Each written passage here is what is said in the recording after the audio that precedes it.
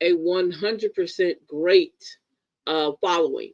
I'm not saying followers, I'm saying followings because I believe in them. I believe each and every person who comes on here, it's a teaching moment for you. Okay. I take it as a teaching moment. Oh, you almost didn't get your paycheck. Um, I see it as a teaching moment for each and every person who comes on here. And I know we're not the greatest teachers on earth, but we try to do our best we can.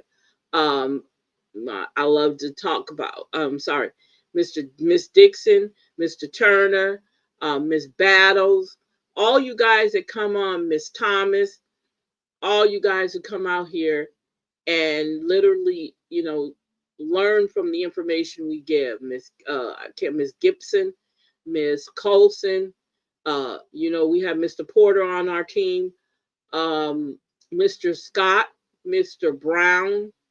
Who else do we have out there that I can think of? Miss Agnes, you guys, Miss Agnes hasn't been on here in a while. Um, and she's doing fine. The last time I spoke to her, um, it's a lot went on with their services, their phone service. People were hacking them and stuff, so she kind of laid back a little bit off of coming on here because she didn't want anything to happen. So but I try to talk to her as much as I can. I hate that all that happened to them because she's very instrumental to this whole uh family that we have created here. Um so yeah, I tried to call her today, but I couldn't get a hold to her. She didn't answer her phone. So I can try again tomorrow. I'm gonna try to make sure I call her to check on her as much as possible. Now that we can't, always get her on. She was on one time. And look, the day that she was on, something the lights went out. That's when that was so weird. The night that she came on, the lights went out. So me and her had a conversation off air. And then it got close to her time to take her medicine, so she had to go. Um, but yes, I know she's in the hearts and minds of all of us that are very close to her. So yeah, so let's go ahead and get the show started. Now, before we do that, let me do some housekeeping. Um, or let me give you some updates on some stuff that I'm doing on my end. Um, I'm quite sure Tavares is going to let you know what's going on with him. So now that we're in another month, my dates have changed for my Talk Shop Live. We're now coming on Mondays, Wednesdays, and Saturdays on my Talk Shop Live. Okay. Um, and you guys, the ones who are subscribed to my Substack, which I'm encouraging all of you guys to subscribe to my Substack. We're now only on Tuesdays and Fridays. I might kick a day in if I'm thinking about something. I want to get something out to you guys. But from here on, which really, really, really, you guys, frees up a lot of time for me to do other things. So that's going to be on Tuesdays and Fridays that I'll be posting on my Substack from here on out, unless I need to definitely share some stuff with you.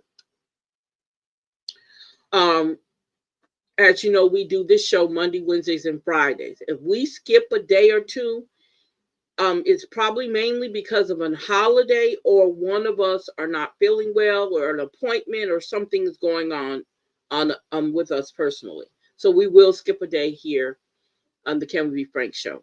We're entitled to that. Um, in the meantime, we're going to continue doing what we do, raising hell, raising our voices, talking about shit that's going on in our city, in the city of Alexandria. Our city, because it's our city. It's where our black folks live. It's our city. So I'm claiming it. And we're going to continue trying to inform you guys so you guys have a heads up on what's going on. Because I know you guys don't always get that information right off the bat. So, and then we put our little flavor in there. Okay. We put a little bit of our flavor in there. So let's go ahead and get started. I'm gonna switch it over to Mr. 10 and let him go ahead and get his stuff out. What you guys say, Mr. Tim? No, it's all good. Go ahead. Mr. Tim, we're not going to do this tonight because you won't get paid if you don't participate. And I hope you understand that. Okay, that's fine. All right. See, sometimes you got to handle up on y'all. Don't be afraid to handle up on him. Now, I know he said earlier that he wanted to address something. Me and him had a conversation, and he was talking about addressing the situation with what happened between Miss Linda Bell and I think that's a great idea. So we're going to talk about the Voters' Right Act and what it says and what it states in it, because we didn't go deep into it when we looked it up the other night. So I think tonight we're going to do that. Hold up. Give me 1 second, you guys.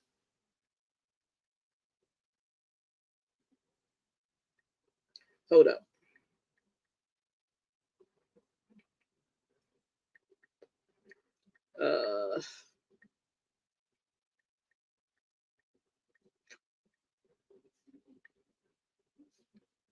Okay.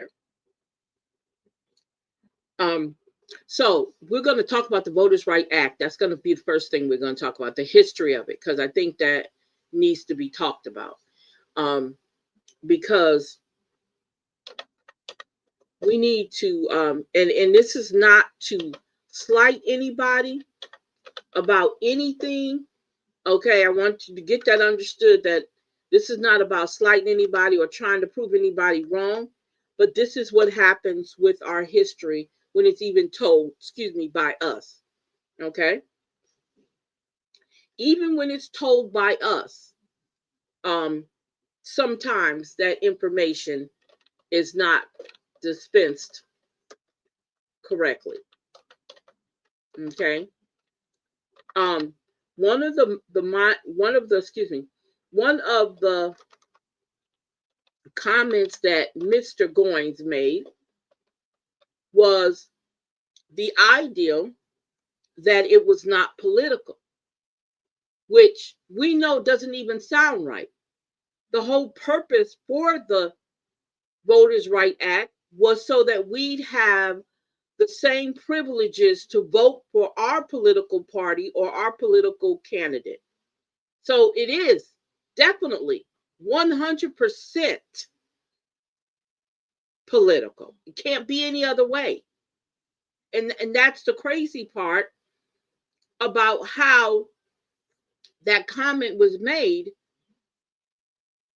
And it should have never been made in that way without actually knowing basically what you were talking about. And you, being an African American Black man, should have never, ever said that.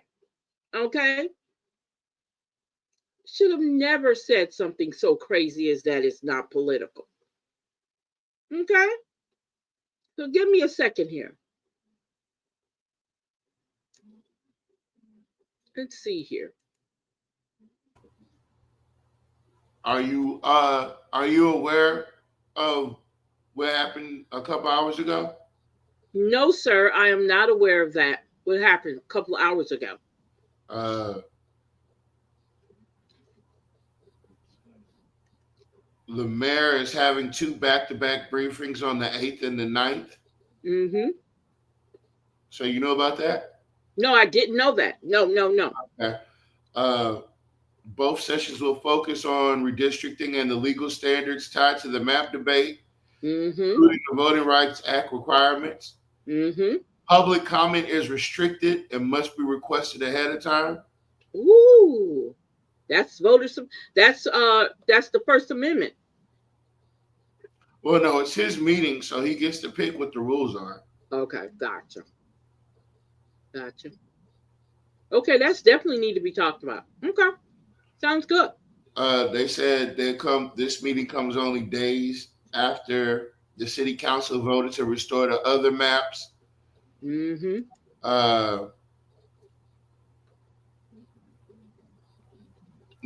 And let me tell you why. Let me tell you what spurred this on. because of Texas, they passed the Supreme Court. No, that's got okay. That's not. Okay, all right. This is all about him continuing on what Jonathan Goins said, and how Jonathan Goins felt so comfortable cursing out people who were simply just there to do their civic duty to speak on the matter. Mm-hmm. And he got up there and he yelled like a goddamn petulant little child.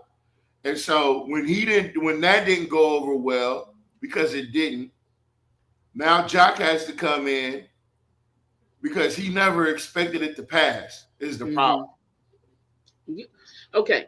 You can say that, Tavares. That could be some of it. This was all being done before Texas was even thought about. Okay. So I wouldn't know how Texas is related to this. The reason why I'm saying Texas related to it, just give me a second. Let me explain real quick. Okay. The reason why I'm saying that it's going to him jumping up and doing this is because it passed where they could gerrymander those districts in Texas through the Supreme Court.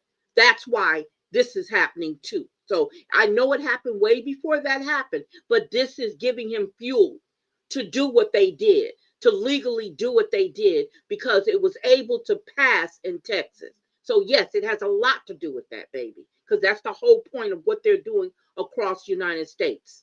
It's gerrymandering areas so political places and political seats can be held by the Republicans.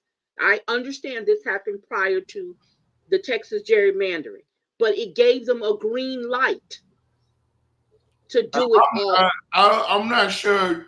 Okay. Are we talking about the same Texas? Because okay, I'm gonna let you. I'm gonna let you do your research on that. The district that Jasmine Crockett was in, those districts that she fought, I think is District 30 and a couple more. They just gerrymandered it. They just gave them the right. At first, they put it on a hold. They let it go, and they allowed them and approved the gerrymandering of those districts all the way. Now, you can look it up for yourself. I could be wrong. I read all day. So I'm just saying, look it up yourself if you don't believe me. Okay? This fire that's going on here. Okay? I'm going to leave it like that. I could be wrong, but that's my assumption. Because y'all got to understand what Jock is doing too. This is all about power grab. He needs Felter in that seat for next year. So when he runs, he's guaranteeing her, since he's trying to get those maps back to the 2024 maps, okay, with all this stuff going on, he needs his flunky sitting in that seat for District 4. Because if you don't know it, he is in District 4. He lives in District 4. So if you don't think he has influence and power in District 4, you're sadly mistaken. He needs somebody that he can get votes through for the stuff that he's doing to the city of Alexandria that you guys have allowed him to do for the last 16, almost 20 years. He needs his people in place. So let's keep that in mind. He needs his people in place. He's not stupid. So for the ignorance, and I'm going to say it again, I'm not calling him stupid, but the ignorance of Jonathan Goy being his lapdog, making that stupid statement about the Voters' Right Act not being political, it was ignorant. The statement was stupid and he acted ignorant when he replied to that, when he made the statement he made. So let's stop playing the games. Let's stop playing with the people. Like I said that night when I spoke up, enough. Enough. This is all so that cronyism can continue going on. So all these deals that he does, all this stuff that he does, he has to have that city council under his thumb. He has to, in order to keep this stuff going. But it's up to the people come 2026 to get his tail out that office and get somebody in there who's going to really bring Alexandria where it needs to be, into the 21st. We almost going to 22nd century. All these handing over stuff and taking care of people and this nepotism and not having the education or the experience to do some of these jobs, it has to stop. This stranglehold they have on a predominantly Black city has to stop. This sellout of these Black quote unquote politicians that sit there and shake hands and smile and sit on his lap has got to stop. If you don't want to stop, then it needs to be put out in the forefront. No longer running behind nobody and doing your little conversations. Put it out in the front. If you guys see something that's not right, talk about it. You have a right to talk about it.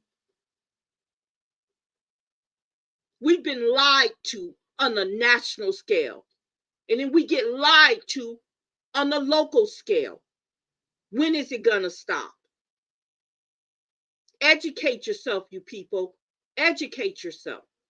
You deserve it.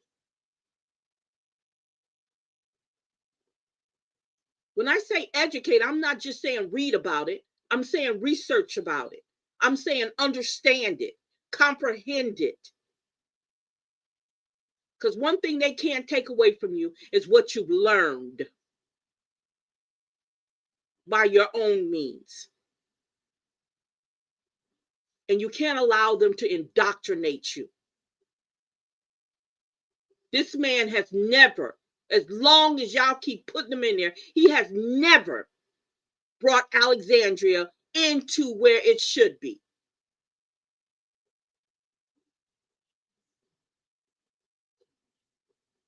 Alexandria should be a booming industry. The only thing they keep bringing here is restaurants because that's how they believe in you. That's how they think you're going to. And majority of the time, these restaurants are not even owned by y'all. It's owned by somebody else from somewhere else. It's not even homegrown.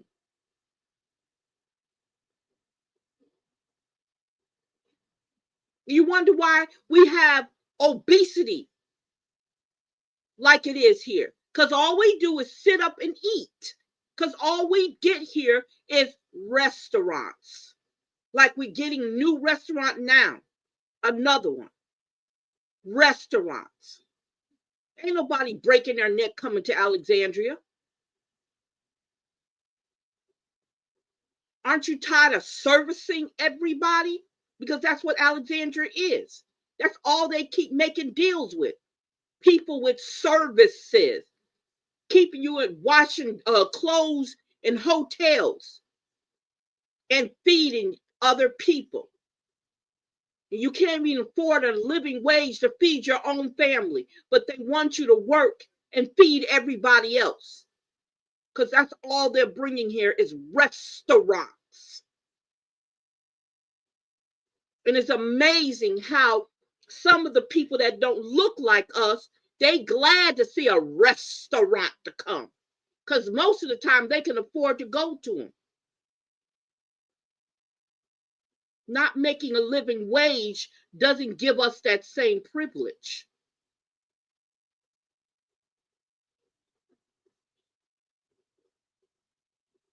So keep that in mind. And this is all we're trying to do. This is all we're trying to do. Is to get you to open up your eyes and let 2026 come in and get Jock Roy out of that seat and get somebody in there that's not connected to him. How about we do that? Somebody who does not know him personally, other than the works and the destructions he's done with Alexandria. And come in and fix it. It's possible. Now, I'm sorry, I had to get off that soapbox. So, what is the Voting Rights Act of 1964? Regarded as a legislative crown jewel of the civil rights era, the Voters' Rights Act was enacted as a comprehensive tool meant to undo the political. Okay.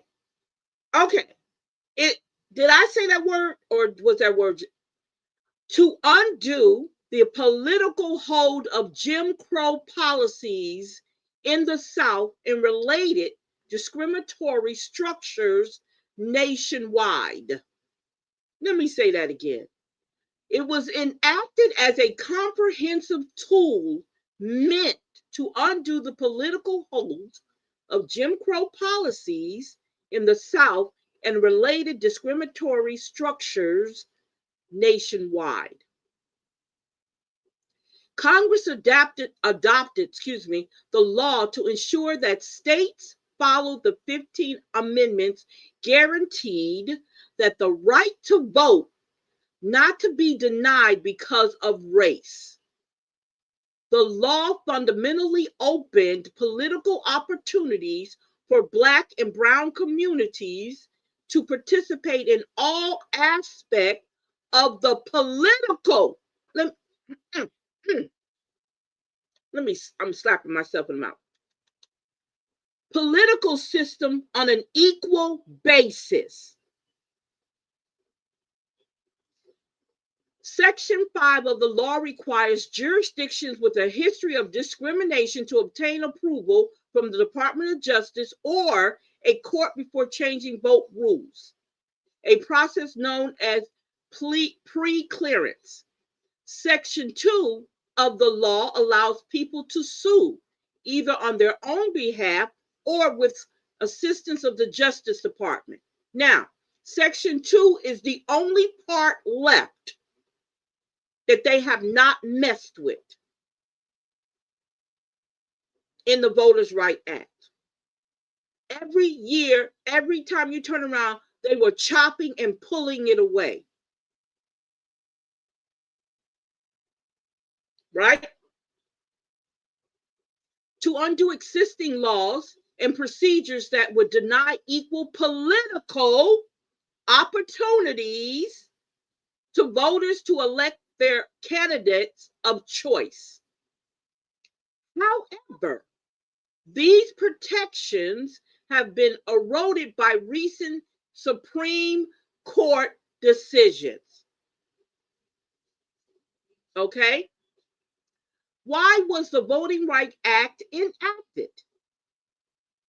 A nonviolent campaign in March 1965 by voting rights marchers in Alabama culminated in a televised, brutal attack by state police on the Edmund Pettus Bridge. The outrage over this incident prompted immediate national action in Congress, spurred by President Lyndon Johnson. The law was a more fulsome response to their prior inadequate efforts to assure that states registered citizens and allow them to vote regardless of race. Despite multiple court orders, including from the Supreme Court, several states created rules that denied or limited opportunities to vote for Black citizens, such as poll tax and literacy tests. That was one of the parts he was talking about.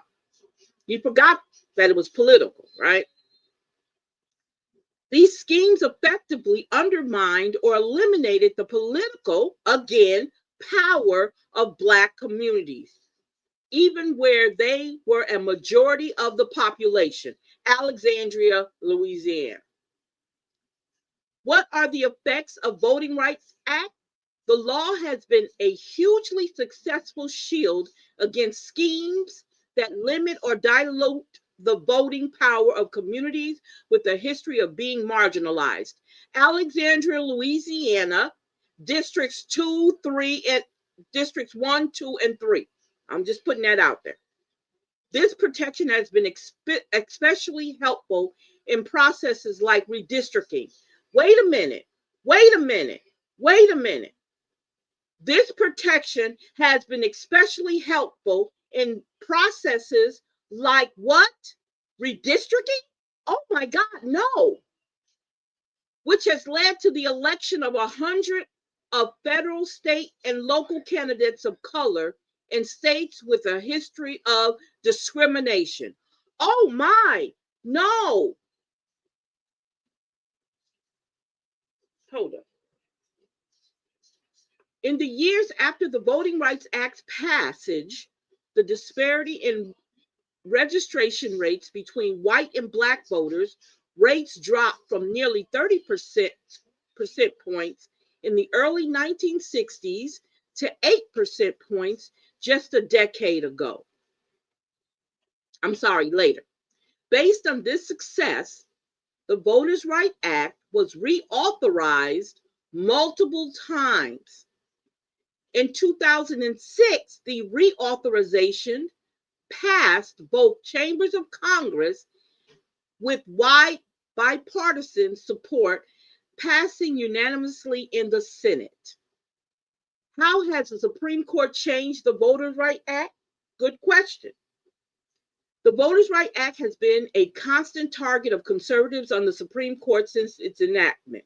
Wow. While the law has been renewed multiple times, the court's decision in recent years have often worked to limit its application. Wow. Of greatest concern is the 2013 case, Shelby County versus Holder, which effectively eliminated the use of preclearance. See what I'm saying? Following decision, the states that no longer had to get federal approval of new voting rules unleashed a wave of policies that made it harder to vote. Do you see what they just took off in 2013? That preclearance we talked about earlier?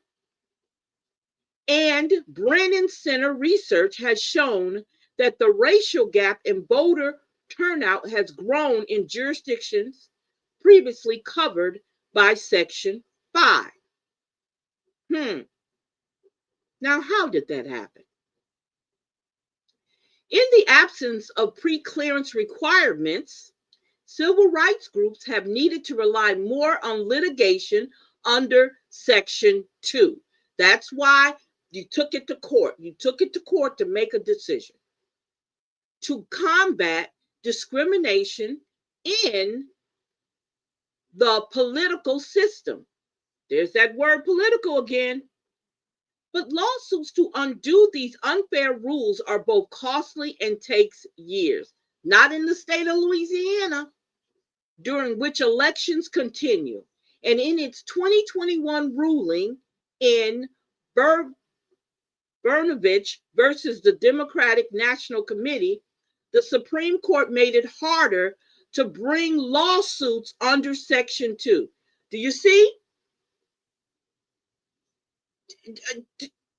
That's the last bit of the Voters' Right Act that they're trying to dismantle.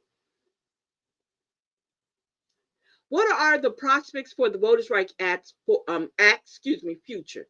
Despite declining yet another invitation apart from the precedent to erode the law further in the recent case of Allen versus Milligan, the Supreme Court's current majority has been quite clear in its hostility for the present means of combating discrimination in politics and protecting fair representation.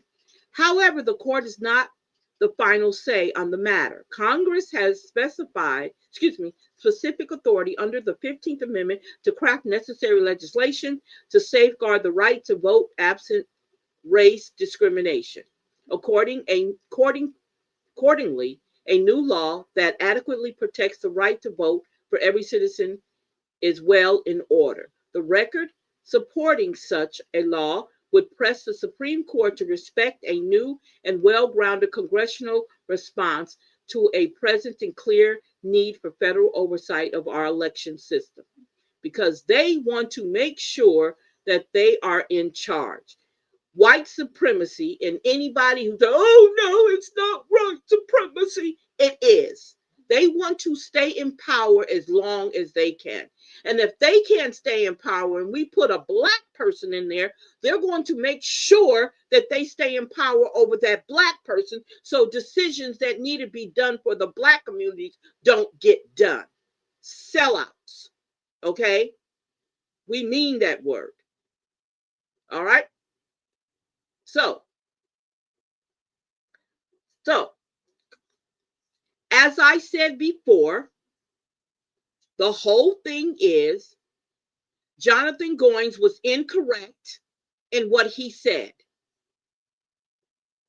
And I will tell him in his face, and I will show him, reference it.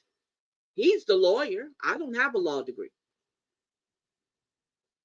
But I know how to teach and instruct.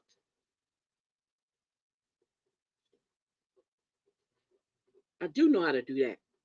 And there's no way I would have done what he did in front of all those people in there and was loudly incorrect. And I'll say it again. He was loudly incorrect.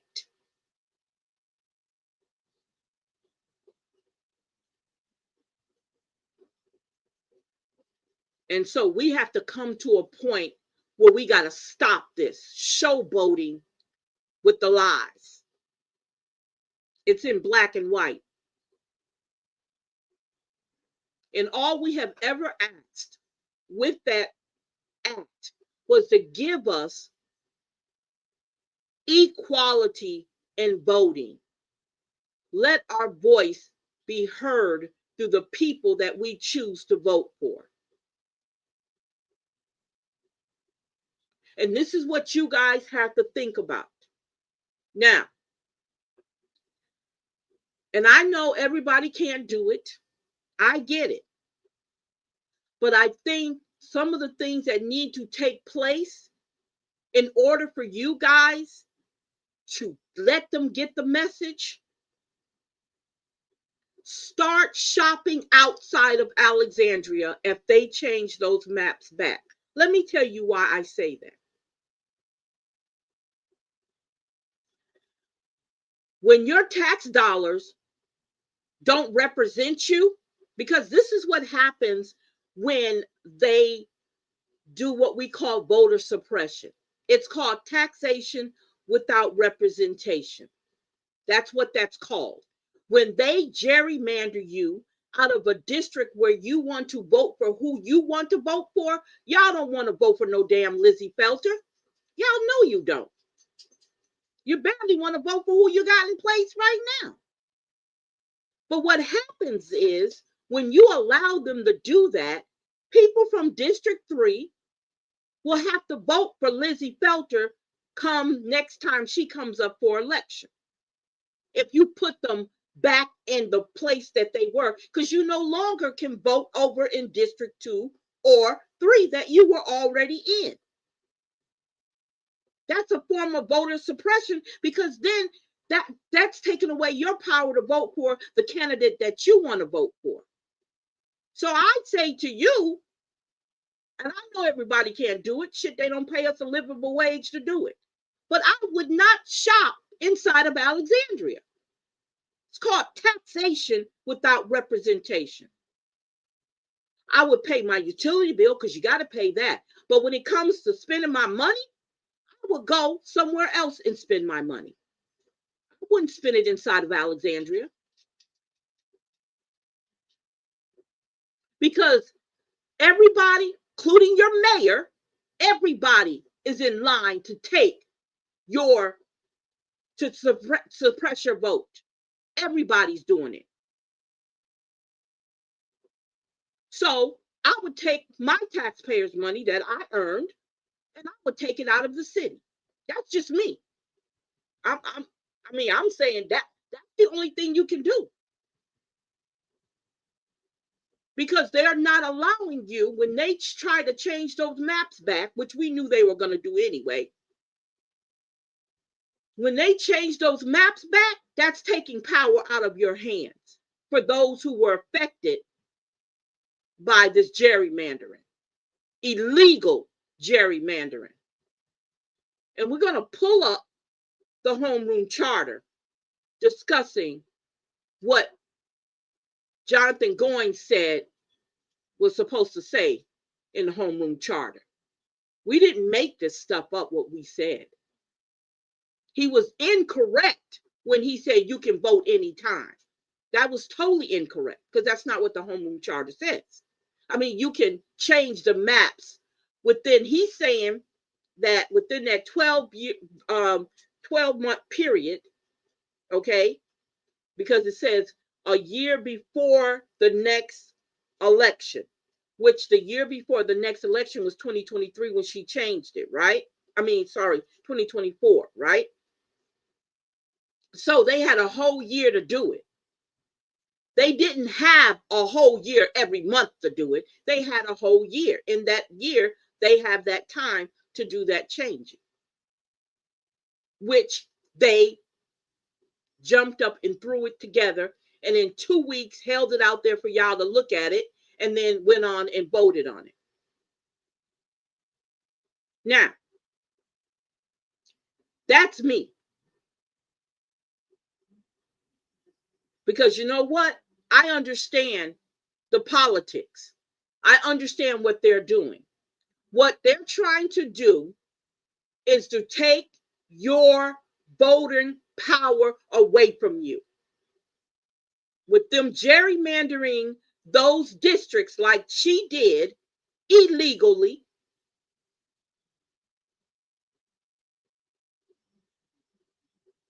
she's trying, they're taking away your vote, your voting power. So if there is somebody in District 3 that you want to vote for, okay, during an election, you're not going to be able to do it because they're trying to make sure your vote don't go where you want it to go. That's controlling your vote. Do you get that? Do y'all understand that's what's taking place?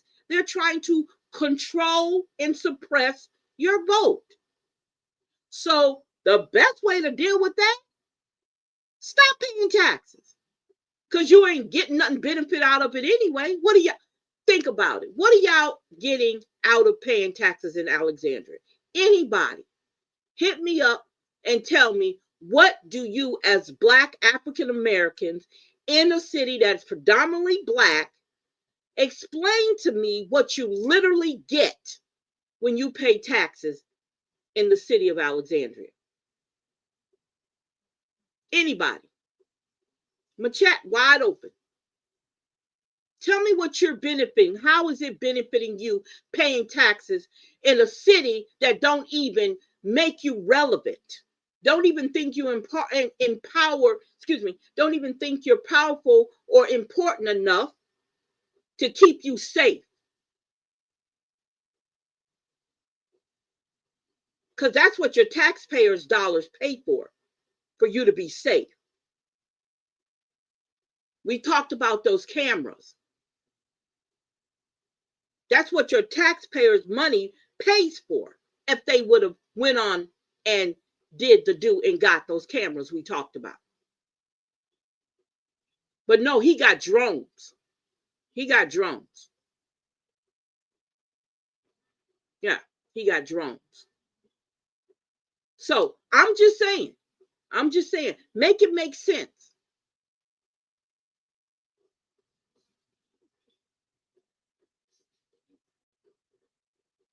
You have a police force that's supposed to, well, they don't protect you, they protect the property. And I wish you guys would understand that. Police don't protect you, they protect the property. Okay? Unless they consider you property, which that could be a possibility. They'll protect you then. So let's talk about your police department. We know it has racial problems in the APD. We knew that. Is it still going on? Oh yeah, I'm quite sure it probably is. Why is it people not breaking down the door to become police officers in the city of Alexandria? Everybody holler is pay. I believe it's a lot of politics that has to do with it too. So I want to be reassured what I'm saying is not even that it's even correct, but it makes sense. So your tax dollars pay for that. How do you benefit from that? Are they keeping you safe?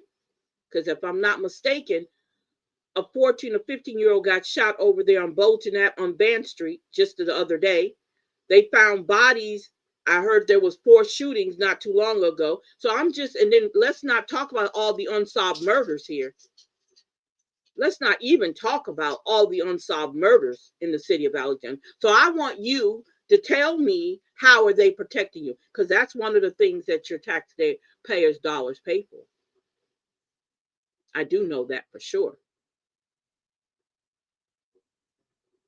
I know your taxpayers' dollars pays for the utilities to be run to maintain your electricities here in Alexandria. I do know that, because that's like what, 55% of the revenue in Alexandria is utilities.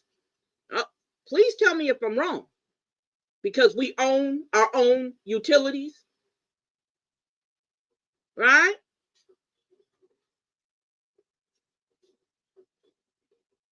I know that you pay for a zoo that you don't go to. I know you help out, your taxpayer money help out a lot of little companies and entities and organizations around Alexandria that you don't get a chance to benefit from. I know they take your money and buy different things that you guys have no use of. So I'm trying to figure out, give me some numbers and some things that your taxpayer money goes to and you benefit from it. Let's not talk about when companies come here or businesses come here, the incentives that they get when they come here. Whether it's a shoe store, whether it's a Popeyes, something that, you don't really have to use.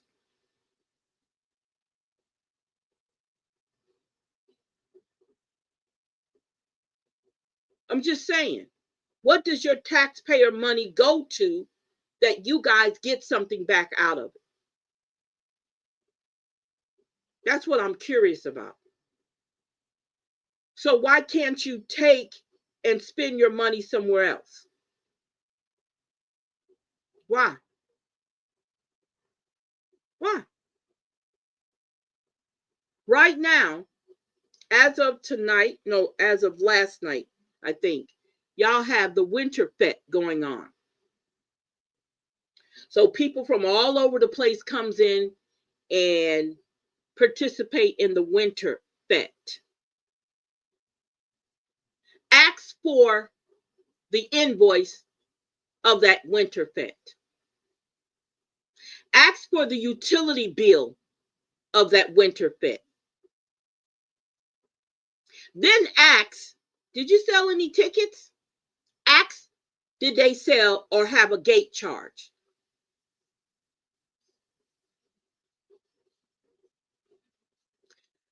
When you don't have a return on any investment that your taxpayers' money goes into, because you pay the utilities on that Winter Fete. I just want to let you know that.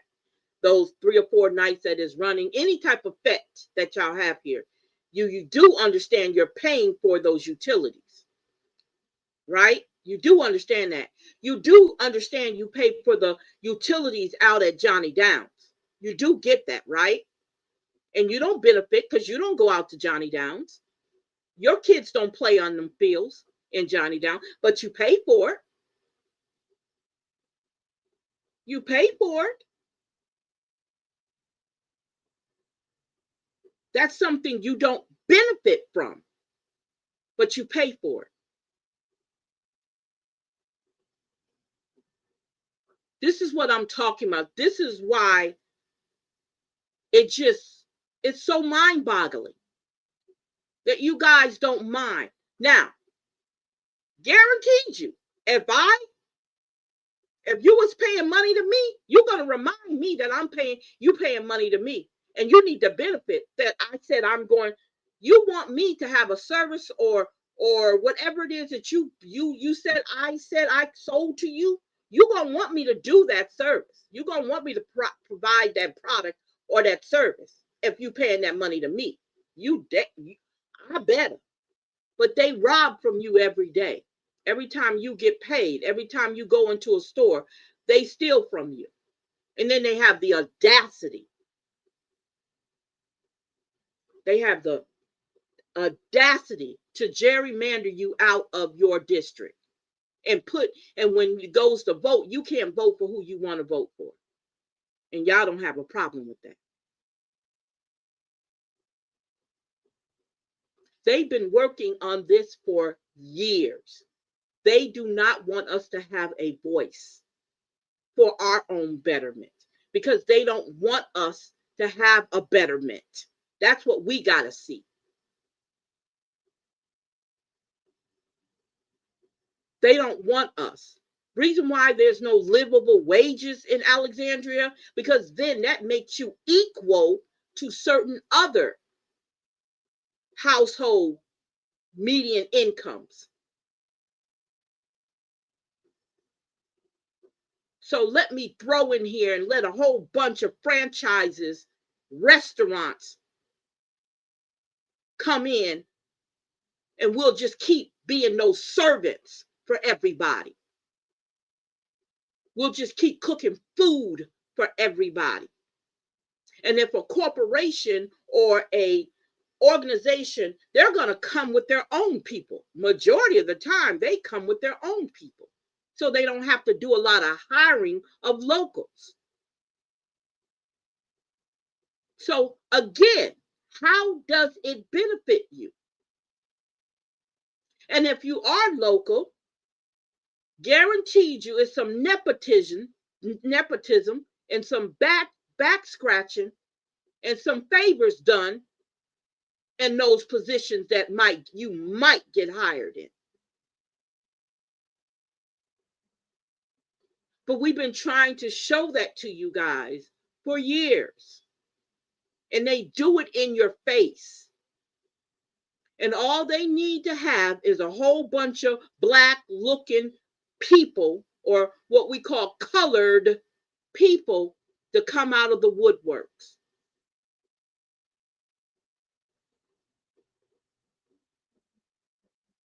Like C. Ray Lewis making the comment that was just as almost as ignorant as what Jonathan Goins said. I agree with him. Of course you would. We do. Look, let me tell you something. Some of you black looking people, or what we call colored people, you guys, y'all never change. Your personalities, the way you carry yourself, it never changes. So we recognize you. I'm glad. I want to recognize you because you're dangerous. Sellouts are dangerous. Let me tell you that again. Sellouts are dangerous. And you need not to even deal with them. And I know a lot of y'all can't do that because guess what? You're in the families. This is a small town. But a lot of sellouts are dangerous, especially when you're trying to get your voice heard, when you're trying to take care of a lot of the injustices that are happening to you and your communities. They're dangerous. Because they walk around holding hands with the same people who's keeping you from being able to vote for the candidate that you want. That's why they're dangerous. That's why you expose them and kick them out of a movement. Take some time. Read what happened with the Black Panthers. The truth, what happened with the Black Panthers. Read what happened to Malcolm X. In the midst of his Islamic brothers, there were FBI informants, sellouts. I know we're not on that grander scale like that. I get that.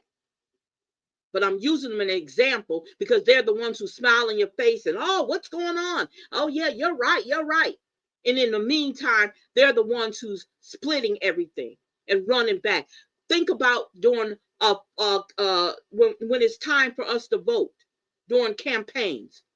Who comes out the woodworks every time it's time for a campaign to come up? The same people. The exact same people. So we can recognize who our sellouts are. And it's not about having a different of opinion. in a different of a viewpoint. That's normal. We get that. But when it starts to become detrimental to our people not being able to get what they need and what they deserve equally, that's where the problem comes in at.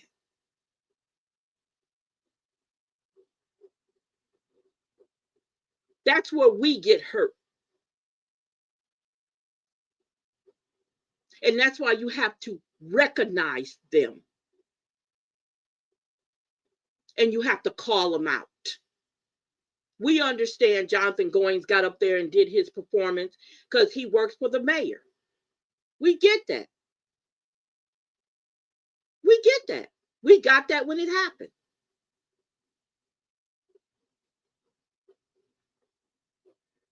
But he sat up there and took up for Karen.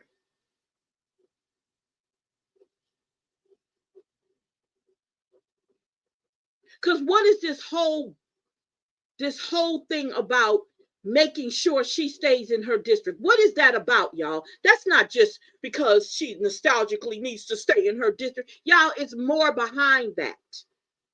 And that's where y'all need to be looking. I tell y'all that all the time. Question everything and look behind the curtain.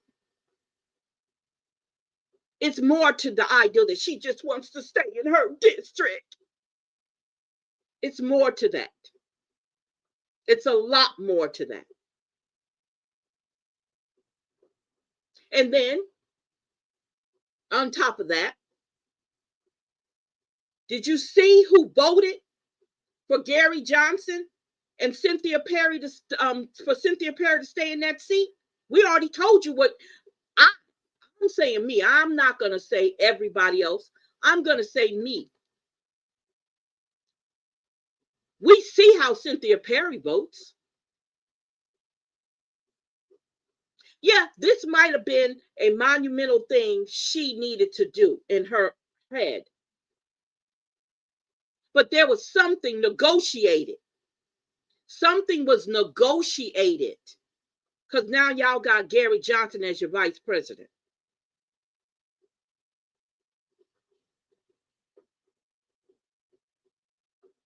Something was negotiated, and it's going to come out. It's going to come out. Just watch. Mark our words. It's going to come out. I'm not saying he don't deserve the position. I'm not saying none of that. But that man is just as clueless as Reddix Washington was, sitting up there.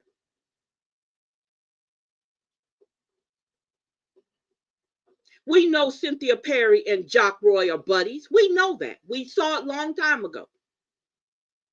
We know he even mentions that he talks to her. He said that out loud. And he does that on purpose. He names the people that he has conversations with. He did it before. When he don't talk to the other black city councilmen, he tells you exactly who he talks to. And guess what he said that night? I talked to Cynthia Perry and Gary Johnson. Even before the vote was even in, before we knew about what was going on.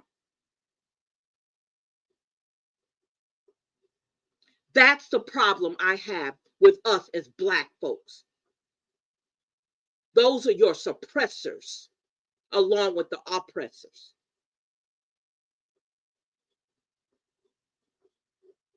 That's the issue I have.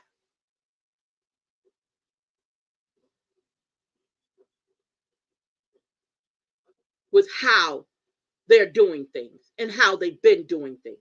So, Jonathan Goines, for you to sit there and make the most unintelligible statement that it was not political, that's total bullshit. I call bullshit on it because exactly what took place. Now, I'm going to tell you guys this. Start watching. If you don't never watch what goes on with your city council, watch what's happening now. Watch what's happening every time a vote comes up that needs to be something that needs to be voted on. Watch Gary and Cynthia. Watch them. Make them the star of any time you watch that doggone city council. Especially when it has something to do with the Black community, the Black districts, 1, 2, and 3. Pay attention. Pay attention. Because you're going to see a whole different ball game happen up there on that Diaz. And when it comes to that agenda, and when it comes to how they vote, watch. But we keep putting them same people in positions. We keep putting the same people in those positions. Now, they got amnesia because it was told earlier that a whole different thing was supposed to take place. But she got amnesia because now I'm in a position of power. Okay? Y'all get caught up on titles. That's the problem. Y'all get caught up on titles and you don't know the education or the experience. It don't matter. We as Black folks, oh, I'm this and I'm that. I did it. But it wasn't because I was trying to brag about what I have. And I'm not saying don't be proud of all the work you've done. I'm just saying have some experience behind it. She's power hungry now. Because she could have stepped down and let somebody else get in that position, but she didn't. She got back in it. And let me tell you something. Fowler and Ballard and Felter had already had that. That was a conversation that happened way before y'all even knew it was going to happen. This is what I'm talking about. Alexandria cannot grow until the people want it to grow. And I'm not talking about a handful of them. I'm talking about the majority. When the majority of Alexandria starts to pay attention, the other voices don't even sound. You can't even hear. Those other voices will start being minimal. But y'all will let a few make decisions that's going to affect you. Y'all are in deals that your grandchildren will be paying for. Some of the deals y'all are in that he's gotten y'all in, your great grandkids are going to pay for.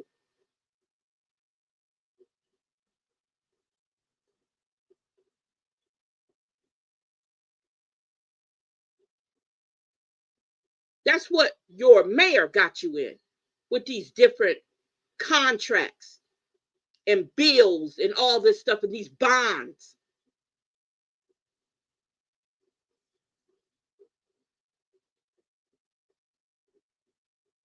But y'all wouldn't know that, right? But those people sit up there and they vote for that and they call themselves representing you. When your grandchildren are going to be paying them same bills because the taxpayers got to pay it, right? Bonds got to be paid off, right? But your grandchildren are going to be the ones who's paying it, especially if it's anything to do with utilities, because that's 55% of the revenue that comes into Alexandria. Comes from y'all. That's taxation without representation because you guys are not benefiting from it. This is what we're talking about. But mark my words. Watch what happens now that Cynthia and Gary Johnson is sitting in that seat. Watch what happens now. They got their two cronies that they need for him. See, Jock works off of having puppets. He don't need to, he don't like opposition, first and foremost. Okay? He don't like you questioning him, especially when he's doing some shit that's not going to benefit you. Right? So he got his cronies in place to get votes that need to be voted for. He got his cronies in place that he knows don't know everything. They're not an experience like Malcolm and Green is. Jules is. They're experienced on that DS. So they give the two powerful positions to two, I'm not going to say flunkies, but people who don't really know. Because if they really knew, they wouldn't have voted on stuff in the past if they paid attention. This renewal tax is getting ready to come up again. Watch how that works. Matter of fact, it's coming up in December. Watch this month on the 16th. Watch how that works. Watch how that works. Now, if you want to go back to the original, she didn't even tell her district about that tax.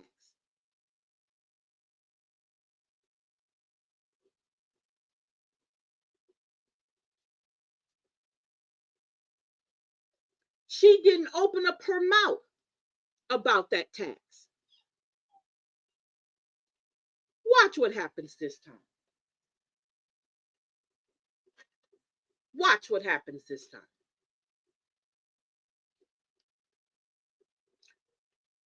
Mr. 10. Mr. 10. Yes. I need you to step in for just a second, okay? Okay.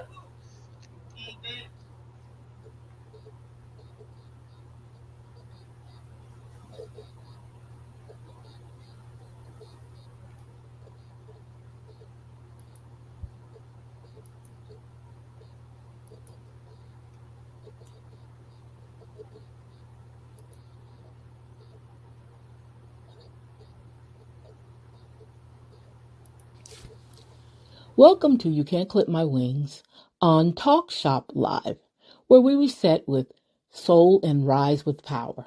Sundays is Soul Food Reset. This brings you ritual-based skincare and affirmations to start your week grounded and glowing. Wednesdays is mid-week motivation, bold fashion, legacy talk, and unapologetic truth.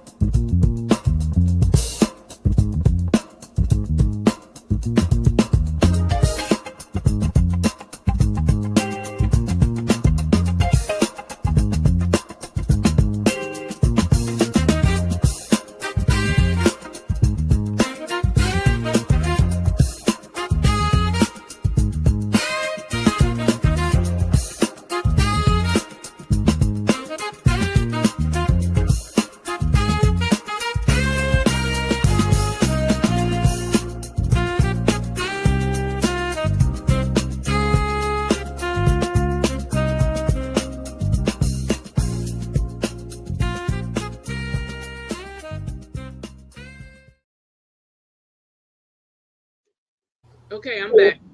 Go ahead. Go ahead. That was it. Oh. Okay, thank you for that. Thank you for that. So I'm just saying, and I think we have some clips we want to also play with a little bit.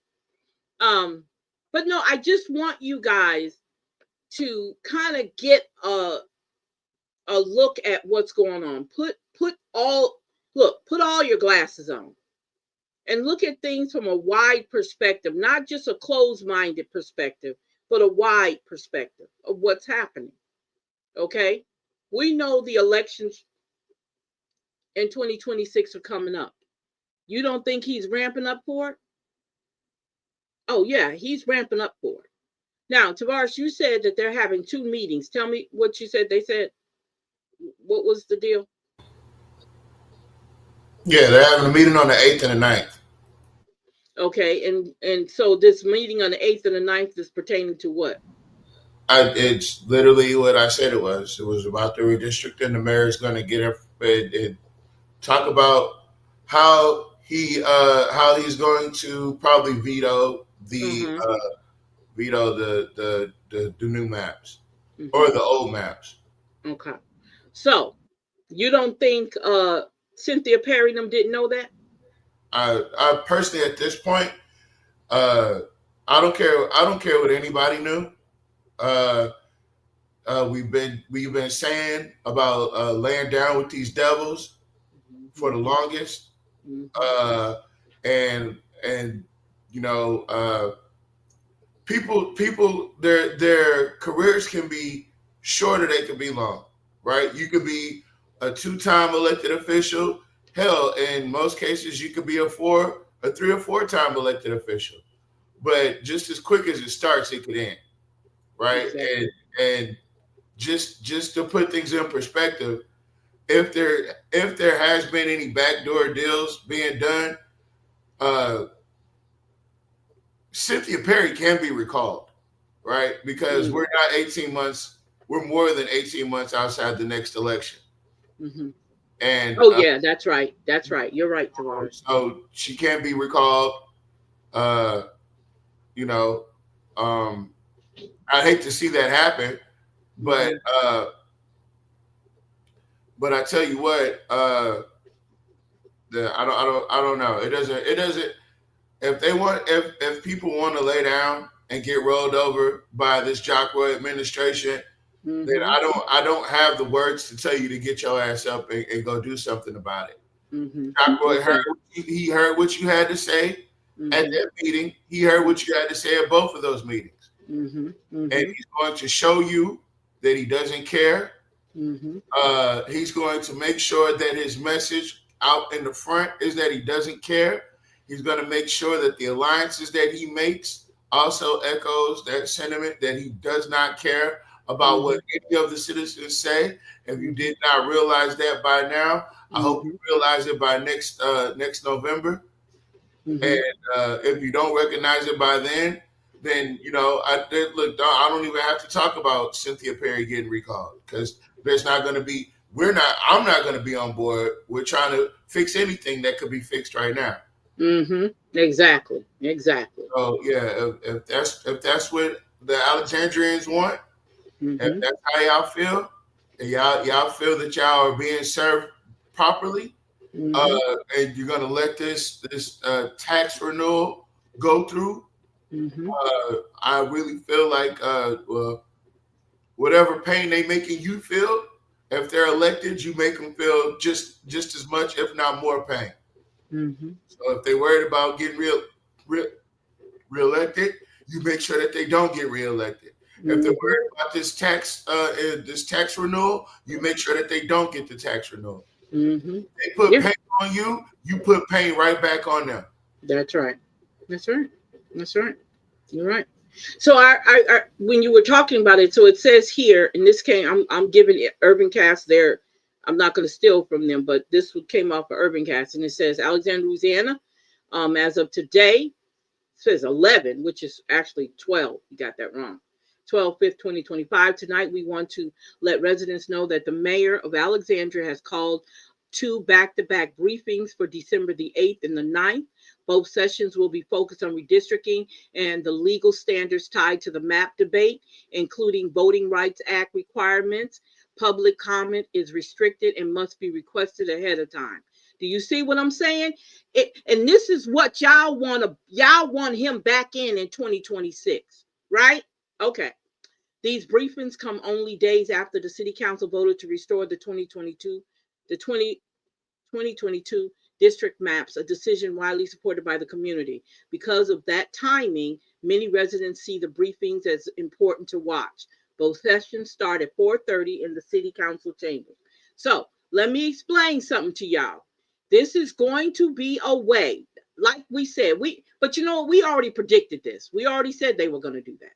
We already said that. Yeah. Yeah. We already said that. But again, y'all, he's coming up for re-election in 2026. Okay? He's coming up for re-election in 2026. Okay? So with him coming up for election, guaranteed y'all better make the right decision. It's on you. It's literally on you. Why are my comments are not coming up? I don't see my comments. Huh?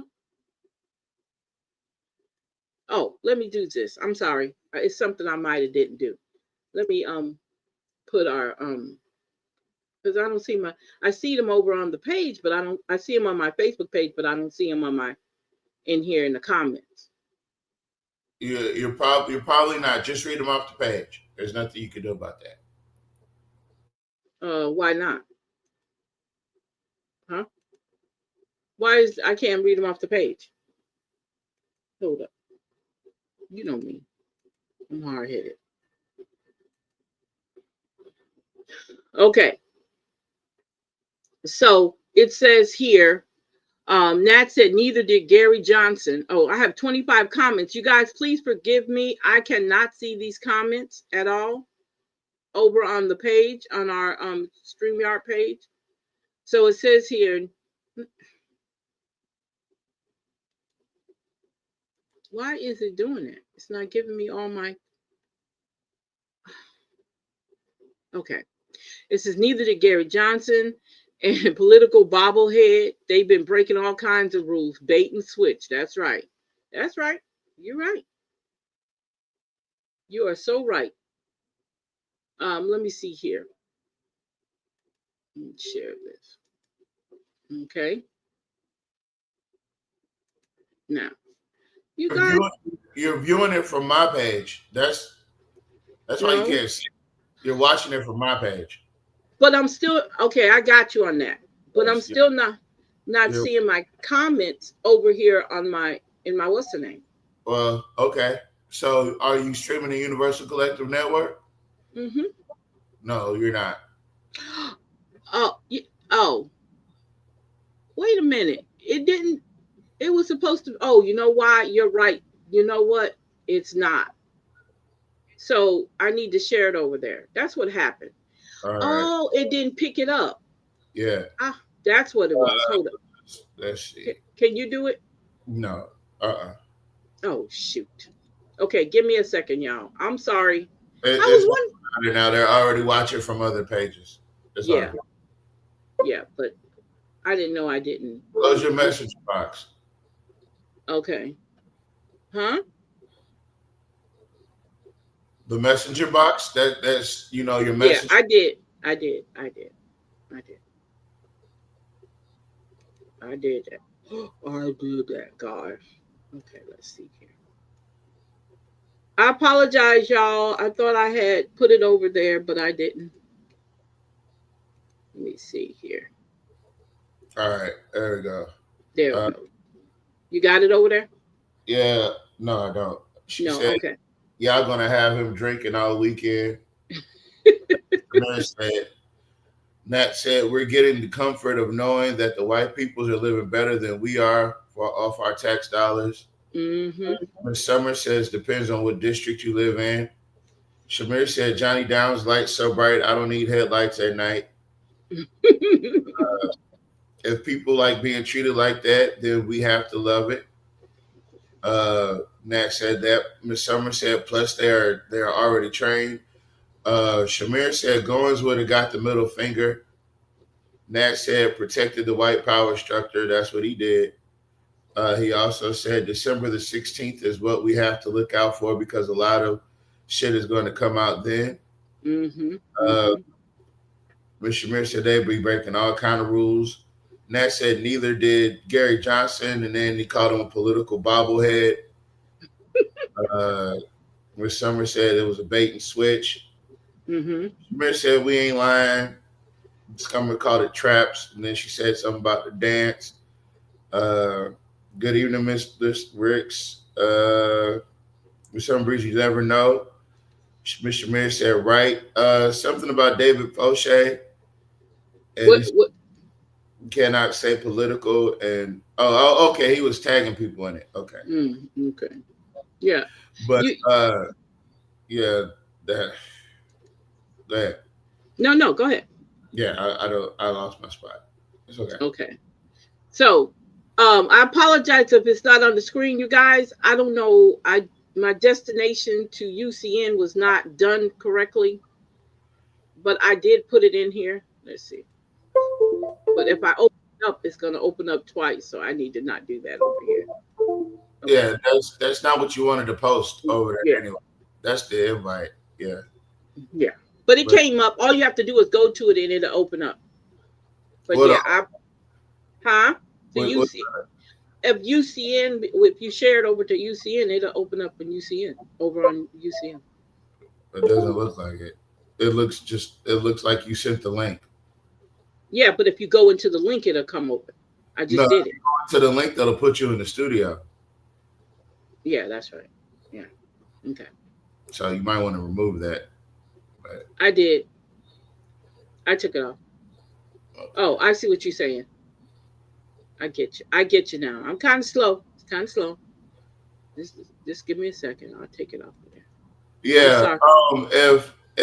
If Jock feels like it's imperative that that those district maps, you make Jock feel pain. Mm-hmm. You put him in the hurt locker. You Yeah. make sure that whatever Jock Roy is trying to do, that you guys are just as active as you were at the city council meeting on every turn. You put pain on him. Look, Mr. Porter. Hi there. Hey, Mr. folks. How you doing? I'm good. How are y'all doing? We're Pretty good. doing Follow the fine. link. I knew that y'all were coming on. How did I know Okay. it? I don't know, but I knew. So I stayed up. It's almost 10 o'clock, All right. Thank you. but I knew you were coming on. Mm-hmm. Look, Mr. Porter. Talking about Go we're ahead. talking about on the 8th and the 9th, your mayor is doing a briefing on the redistricting maps. Yes, I saw that. Yes. So I was informing the people. I forgot which one of y'all said it, but I was in the room with you, Malcolm, and Ed, and it might have been Jules and Mr. Fuller, and we was talking about when they're not giving you what the community needs, you got to figure out the best way to put pain in their life. And if Jock is choosing to go this route and wanting to veto what a majority of the city council deemed necessary and what the people spoke out in favor of, you got to put pain in Jock's life. You have to show him at those polls. You have to show him at them city council meetings that although they may not have liked the titles and labels that we gave him, he is exactly what we said he was. And that's kind of where the conversation is right now. That goes for Cynthia as well. I'm not saying to recall her, but if she does not put up any plausible defense, if this was all for a show, just to get people out, just to act like you heard the people, and she put this on the agenda for a show, knowing that Jock Roy was gonna do this on the back end, then your District 3 may need a new council member to represent them. Because I know when Jules was the District 3 council representative, he would have never did no shit like that. It would have never went down like that.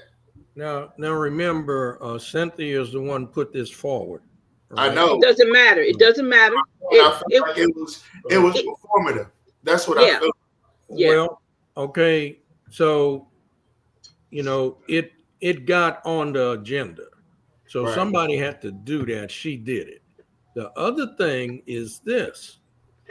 Her district was the one that was most negatively, adversely impacted by this redistricting, by these new maps. Her district was hurt the most. And that was another primary reason. Salita, when you approached the podium, you pointed that out. She lost 400 voters, registered voters. That's She right. lost 800 total people. Yep. So they were not interested in following the charter at all. So yeah, she put it forward. I believe she will put up resistance to this. But now, what Jack Roy is signaling to us is that he will veto it if he hasn't vetoed it already. Have either of you heard? Did he actually veto it yet? I think he wants to explain it. I think he wants to give his just reasoning for doing it over days. Now, this is 2 back-to-back days of briefing. So he wants to the comments are limited. You got to pre-apply to consider to go up there. Then he's gonna now this mayor is going to give us a lecture about the Voting Rights Act, right? Yeah, yeah. Mayor is going to give us a lecture, kind of like the Jonathan Goins. They fought and they died. They fought and they bled and died. They bled and died. But look, my question is, do you think he'll let me speak if I send in a request to speak? No, he will not. Mr. Porter, you are the bane of Jock's existence. Let me tell you something. When we joke about you running for mayor, that's what keeps Jock up at night. Oh, that boy. Bothers him because they can't. He knows that you're not being bought. He knows the actual reason that you would have run, or that you would run. He knows the fact that if you run, if and when you run and you win, that he knows that his goose is cooked because he's been doing this crooked stuff for so long that it's going to be impossible to hide all those bodies. And he knows that the next incoming mayor will find all those bodies. And if he knows anything about Mr. Porter, he knows Mr. Porter is definitely going to go looking. I'm going to check into a lot of that stuff. Exactly. But Mr. Porter, check into that stuff. Yeah. Mr. Porter, you already said he was going to do it. You said it the other night on the show that what's taking place is going to happen. You said that. Yeah, already. He was going to veto it. I always felt that. Yeah. But see, my issue, and I get what you're saying about her being initiated and stuff. But look, she sacrificed her people before, so that's the reason why I don't have the same sympathy that you might see her in a different light. But she sacrificed her people before. So we just have to wait and see what happens. Now, here's the procedure. So Jack Roy has already signaled he's going to veto this, right? So I don't know what he's going to plan to present on 2 consecutive days so that he could justify his veto. You know, that's going to be really interesting. And since there cannot be any rebuttal, he can put as much misleading information in front of the citizens, and the ones who think he's honorable and has some measure of integrity will accept him at his word if they're not familiar with the whole procedure. So here's the procedure. The mayor has 3 options. He can approve it and it goes into law. He can veto it and it goes back to the city council, or he cannot sign it at all, which after 10 days, it goes into effect without his signature. So what we feel, he's going to have these 2 press conferences with limited comments, and we know what he's going to do, right? He's going to bring people or accept comments from people who support keeping the 2024 maps, all right?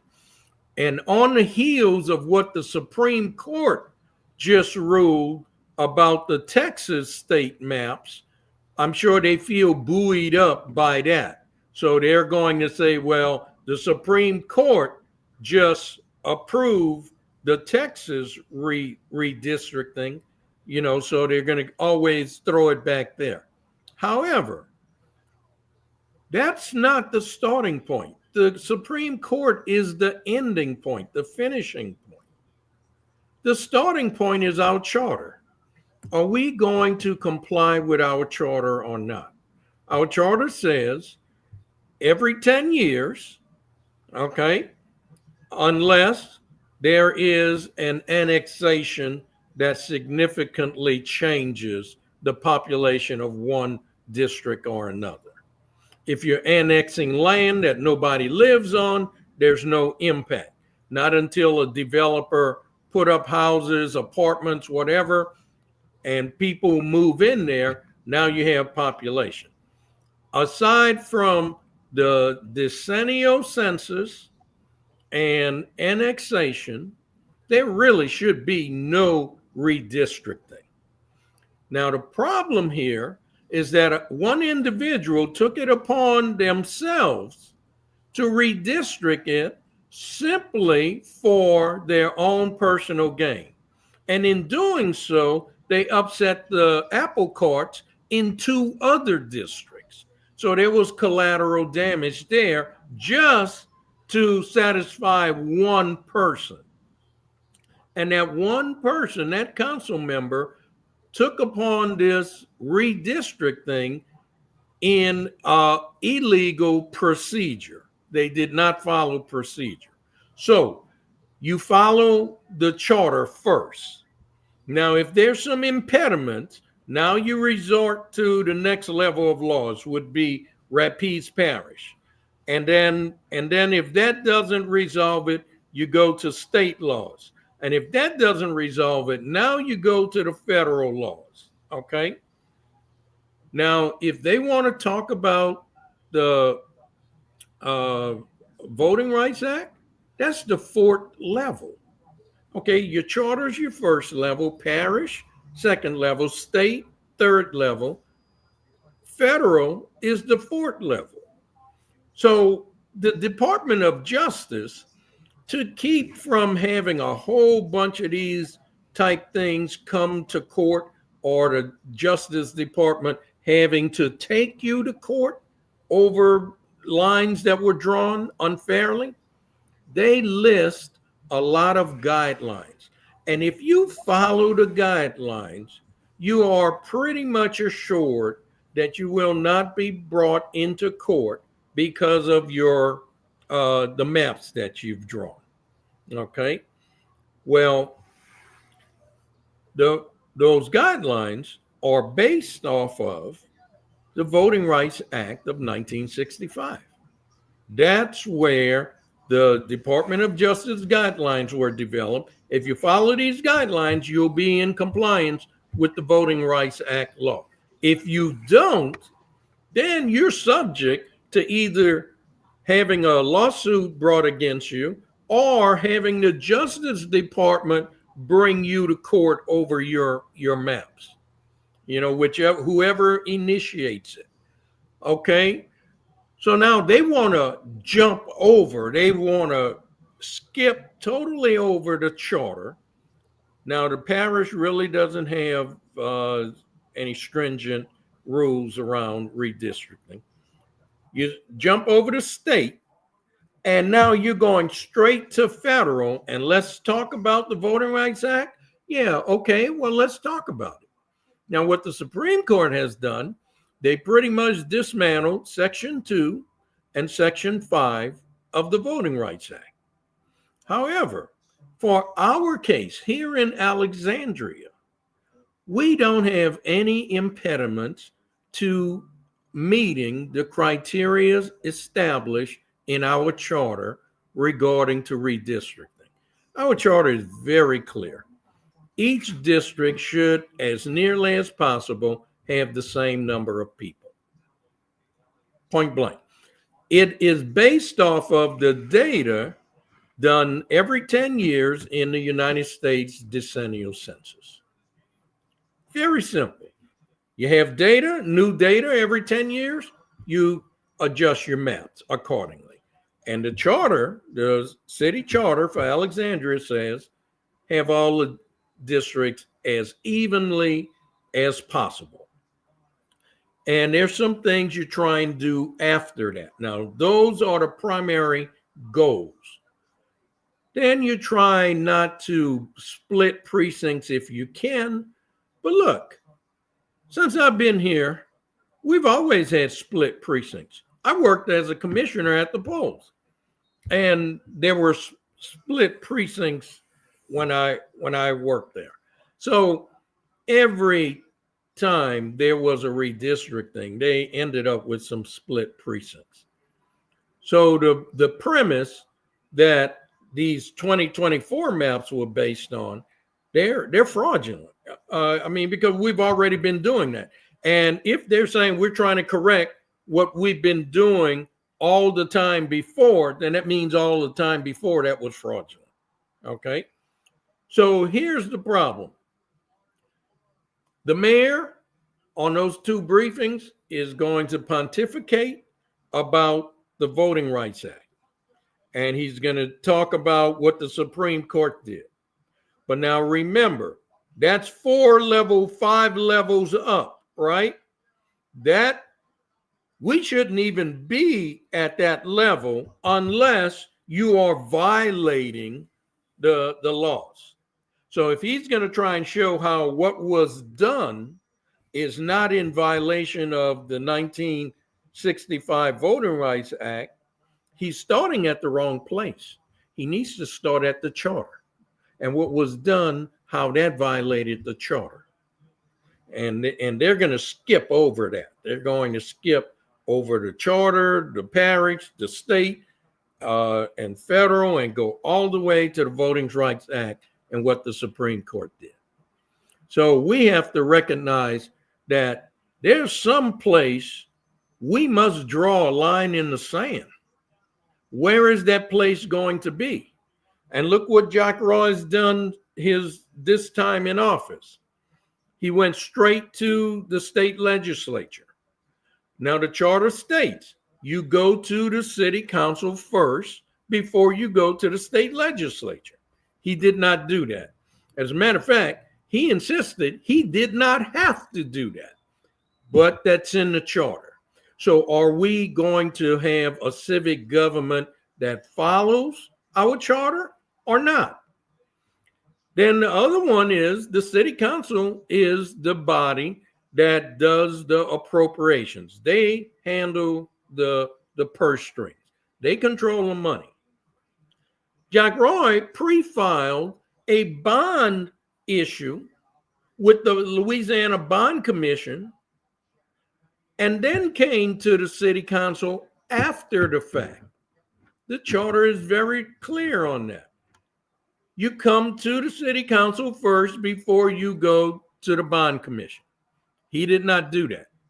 Again, are we going to be a civic government that follows our own charter, or will we not follow our own charter? And when are the cases that you will follow the charter, and when are the cases you just throw the charter aside and do whatever you want? And now we have this situation with the redistricting where it's not based on any new data, it's not based on an annexation, and it does not follow the charter as closely as the previous redistricting did.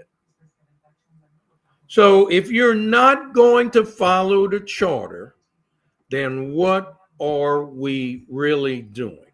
What is guiding us to operate our city government? Because if we're going to ignore the charter from time to time, then we have no way to guide ourselves. You know, we're just drifting in the open sea and going wherever the wind blows us or the tide takes us. So we have to draw a line in the sand somewhere. Well, Mr. Porter, listen, I know y'all doing that. I'm going to just say this. It's hard to draw a line in the sand when your head is buried in the sand. Yeah. And the people that they got on the city council, that the vice president and the president, they're like bobbleheads. They just shake their head up and down, you know, like you get at the baseball game or something. So they don't know. And it's sad when you don't know, and you can't use that excuse, well, I'm learning on the job. No, that's over with. That's over. Well, it's over. Wait, you've been in there 4 years now, or more than 4 years. That's enough and to earn a college degree. So you really Exactly. should be very knowledgeable about this at this time. You know. And quit doing what people tell you and read for yourself. They don't, because Malcolm said, hey, we've been doing this wrong also. It should go like this. Yeah. Why Malcolm had to tell the president that, she should already know how it's supposed to go. But if you're a bobblehead, you don't know. I'm gonna let you go back and talk. I'm kind of hot about the whole situation, so I'm going back and listen. Well, look, I kind of preempted something that Tavares was saying, and I certainly want to let him get back to it, because all of this is nothing but setting us up for, hey, we are going to marginalize the Black community in Alexandria, and we're going to let Elizabeth Filter draw the maps to suit her personal whims, and that way we can make sure that we do not have District 4 that could come into play in the event there's 2 white candidates and 1 Black candidate. Because if we go back to the original maps in 2022, District 4 was our most diverse district. District 5 is like 90% white. District 1 is like 90% Black. District 2, about 80. District 3, about 80, 82, 84. So all of our districts are predominantly one race, with the exception of District 4. And it was like 60-40, 60 white, 40 Black. Now, in 2030, 5 years from now, we're going to go through this again. And the issue here is that people are moving out of Districts 1, 2, and 3 and moving into other parts of the city. And the reason they're doing that is because Districts 1, 2, and 3 are being neglected. Their infrastructure is neglected. Their water pipes, their sewage pipes, their drainage ditches, their electrical lines, their streets. It's everything you can think of in those districts is being neglected. But the other areas of the town, Districts 4 and 5, they're not being neglected. So when people have the means, they move. They move to a side of town where they're not getting blackouts, they don't have brown water, they're not getting flooded, they don't have open ditches, they got closed ditches with sidewalks, they got street lights, the roads are in good shape. When folks get the opportunity, they move. So in 2030, we're going to go through this again, and we're going to have to encroach on other parts of the city to comply with the charter, so that all 5 districts have the same amount of people. So even with what Jack Roy will do with the veto of this, and we do not have 5 votes to overcome it, because Felter's not going to vote for it. She's the one caused all of this, right? And we know that Fowler's not going to vote for it. And Villard is at large. He represents the entire city. And by right, he should look at what's best for the city as a whole. And what's best is to comply with the charter and go back to the 2022 maps that he voted for in 2022. He didn't have any issues with it then. So we really have to make our wishes known to Villard and try and bring pressure on him to vote to override the veto. I don't think that's going to happen, but we need to try anyway. Now, to counteract what this mayor is doing, because wow, if you got to do this on 2 consecutive days, and this is where Tavares was sharing his input on, if you're doing this for 2 consecutive days, boy, you must have a lot of stuff to say, right? You have to do it 2 times, and what I feel our 4 council members need to do, they need to offset this mayor's press conferences with town meetings and explain the other side, because the mayor's going to give you one side. This is all going to be one-sided. You're not going to hear the other parts, to this. And you're going to hear a lot about what the Supreme Court has done. And let me tell you, when the Supreme Court ruled on these excessive variances in districts, it's because there were some serious impediments. Alexandria don't have those impediments. These were cities that had developed and were separated by a manufacturing area, industrial complex.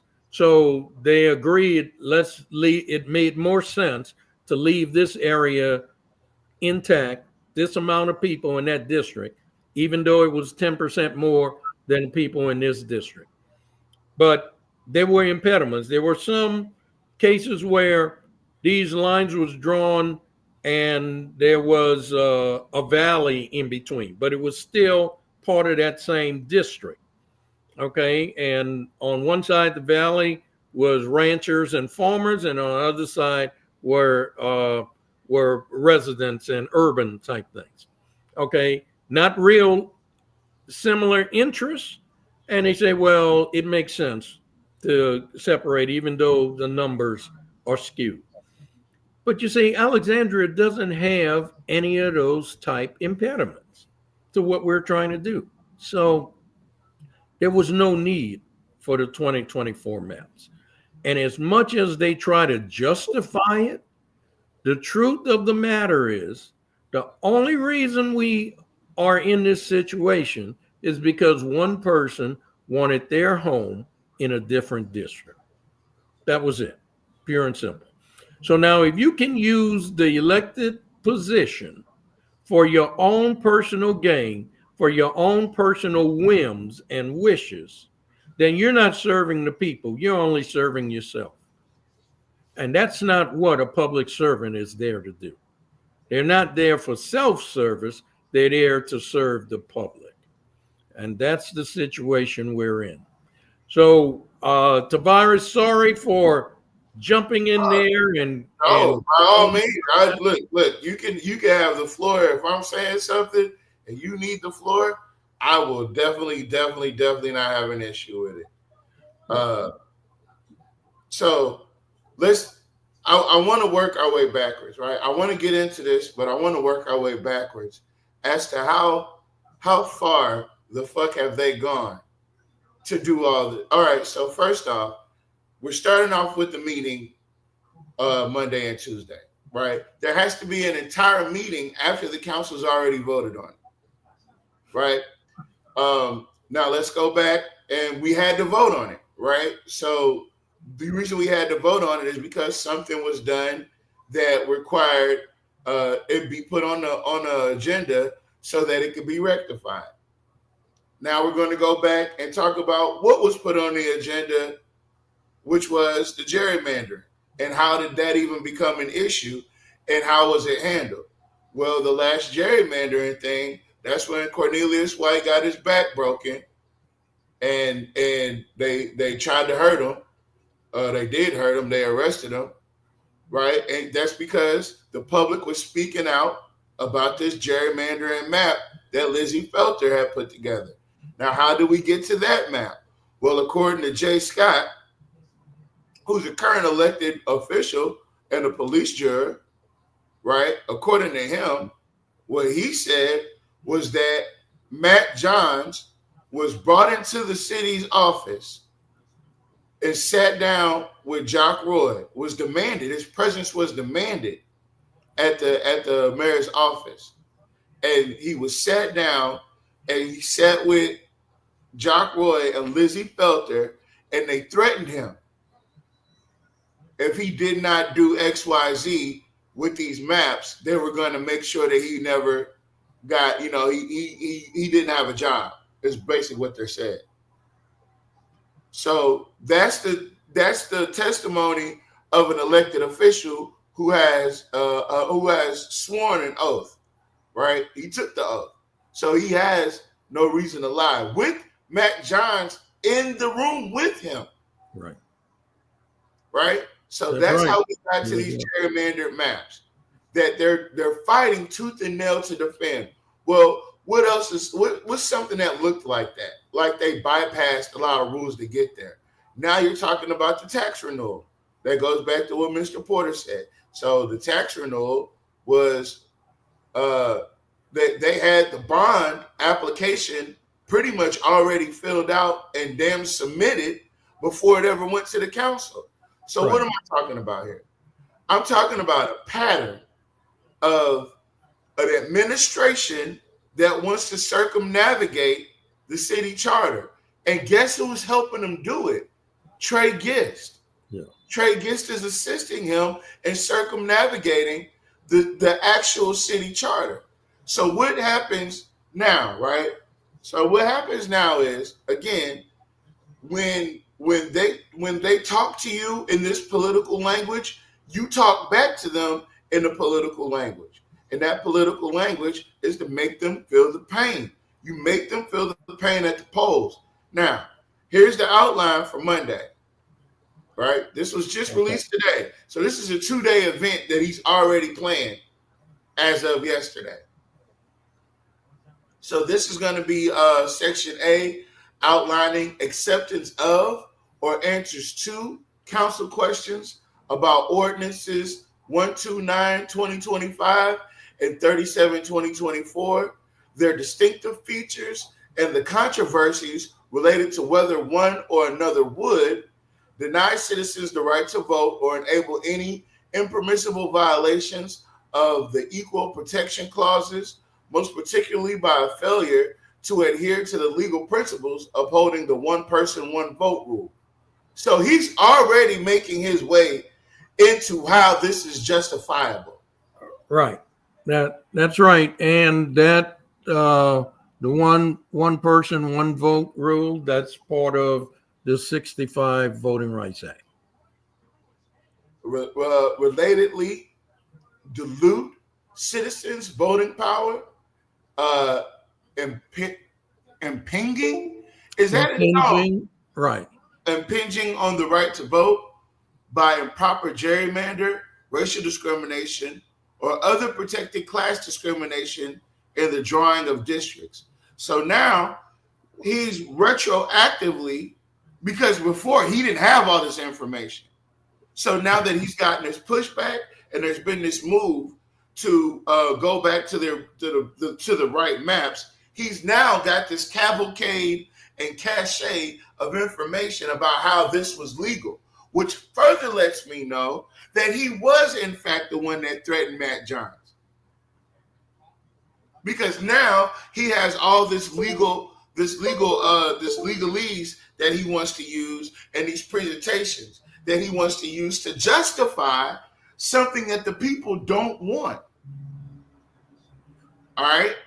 And look, on that second bullet point, my goodness, why didn't he come out the first time when Elizabeth Felter did this and raised that issue? Because that was clearly gerrymandering. So is he bringing up this point, and I'm specifically referring to the second bullet point, as the going back to the 2022 maps constitute improper gerrymandering? Yeah, or is he referring to the 24 maps? Because our premise is that the 24 maps are the gerrymandered maps, and that the 22 maps were the ones done in accordance with all of the laws. What he's saying is he's trying to set it up where the conversation shifts from gerrymandering to saying whether or not this what we've done breaks the rules. And that's why I'm saying what you're saying is it's important to have a counter conversation to this, because he's going to put out all this nonsense about how it's not illegal instead of saying, yeah, you know what, we shouldn't have had a question about how this was illegal or not illegal based on the fact that we did this correctly. Yeah. Right. There were no basis to challenge the other matter. That's what I'm getting to. Right. So bullet point 3, deny access to the ballot in drawing districts intentionally to make the act of voting more difficult. You see how he simplified what they've done. He's trying to break it down and make it, hey, look, guys, I know that, you might feel a certain type of way about this map, but listen to me, it's not that bad, right? As a matter of fact, it doesn't even break these rules. Let me explain to you why these rules aren't being broken. And look, that was the result of the 2024 maps. We had people receive the wrong ballots. There was confusion, and some folks didn't get to vote because they received the wrong ballot, and by the time they got the right ballots, it was too late. So there was the confusion. There was, bullet point 2 and 3 can actually be used to support going back to the 2022. That's what I love about the truth.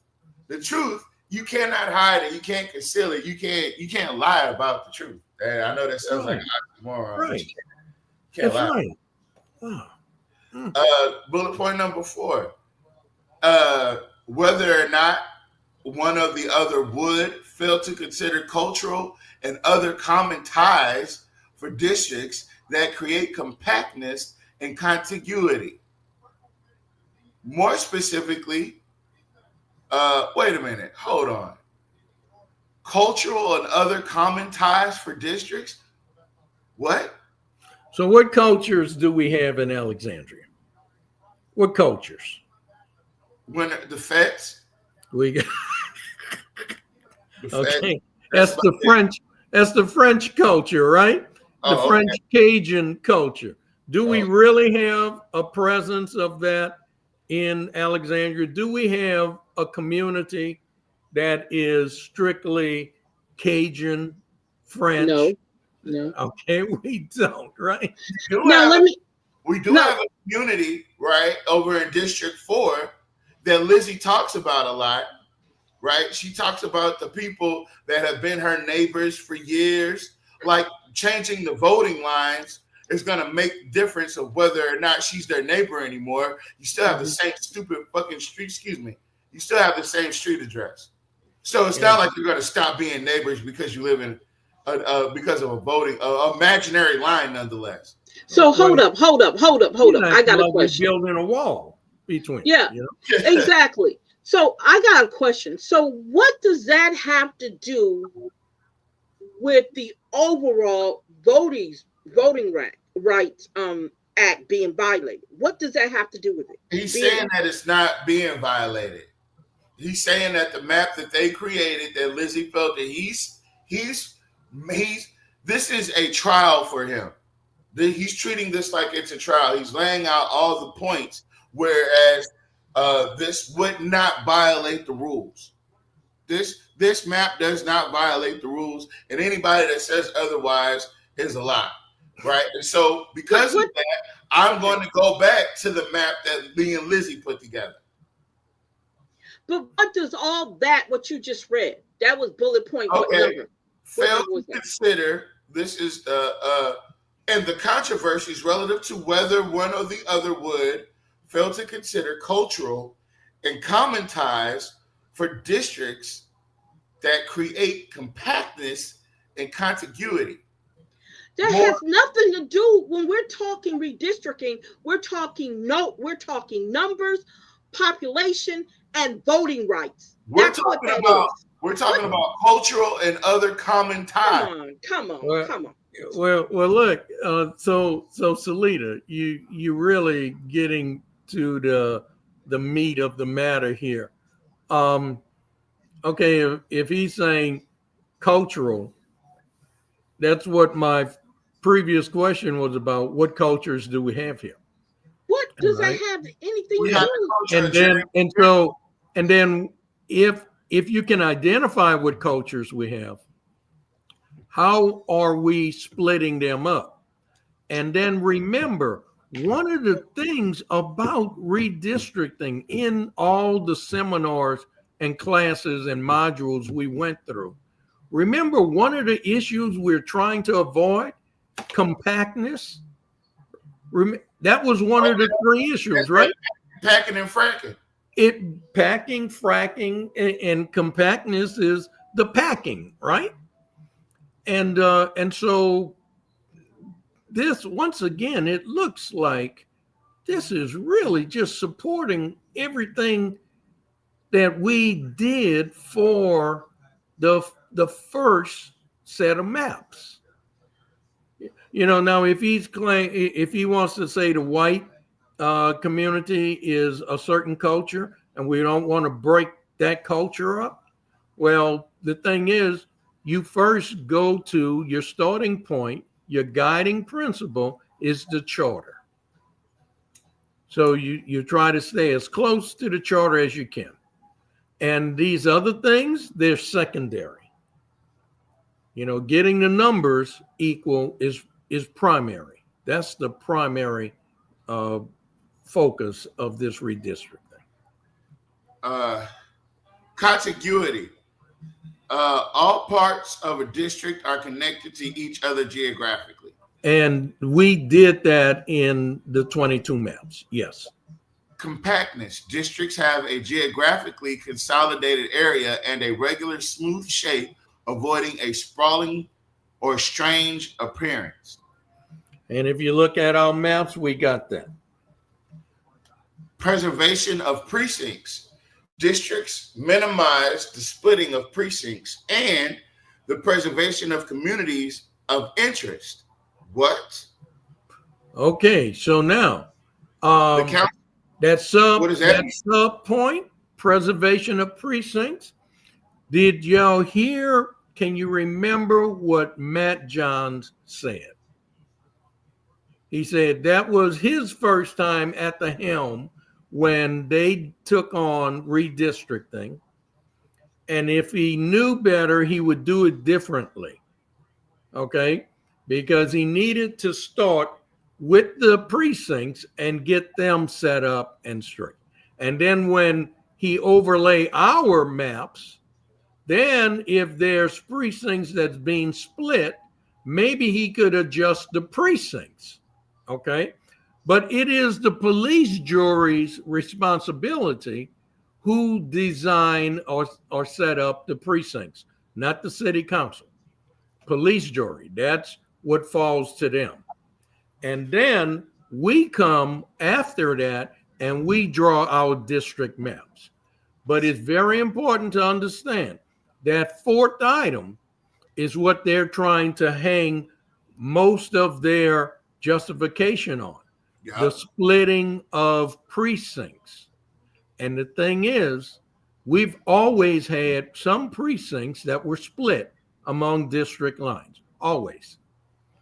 And you try to minimize that, but that's not your number one primary goal, is to start off with no precincts being split. That's not the goal. You try to minimize that. And we've always had split precincts. I'm looking at that third point, fourth point, the preservation of communities of interest. The council made genuine efforts to maintain and generally consider neighborhood continuity with minimal disruption to areas having common social, cultural, historic, or economic interest.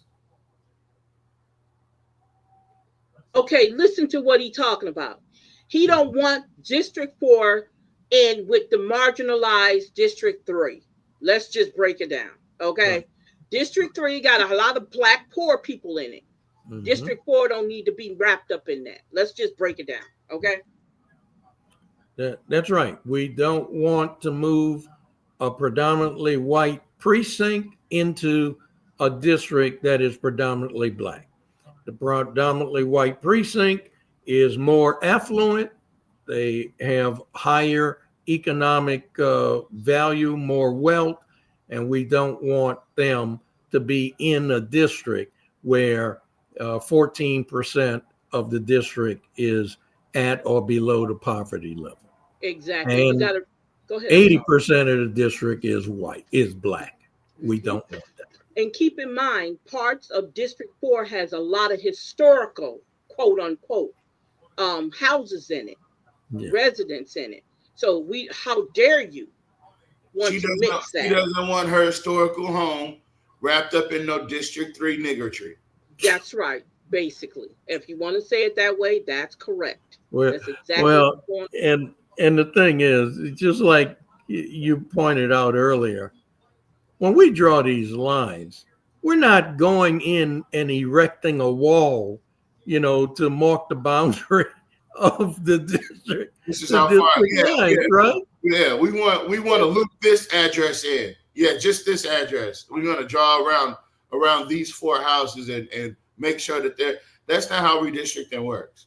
We're not building a brick wall, erecting a steel wall. We're not putting up barbed wire fences along these new district lines. If you let them talk long enough, they'll make it sound like that. Yeah, well, that's what I'm reading into this. That's how I'm interpreting this, because I do feel that's what they mean. That's what they're clamoring about. Allow candidates to pick voters instead of voters electing candidates.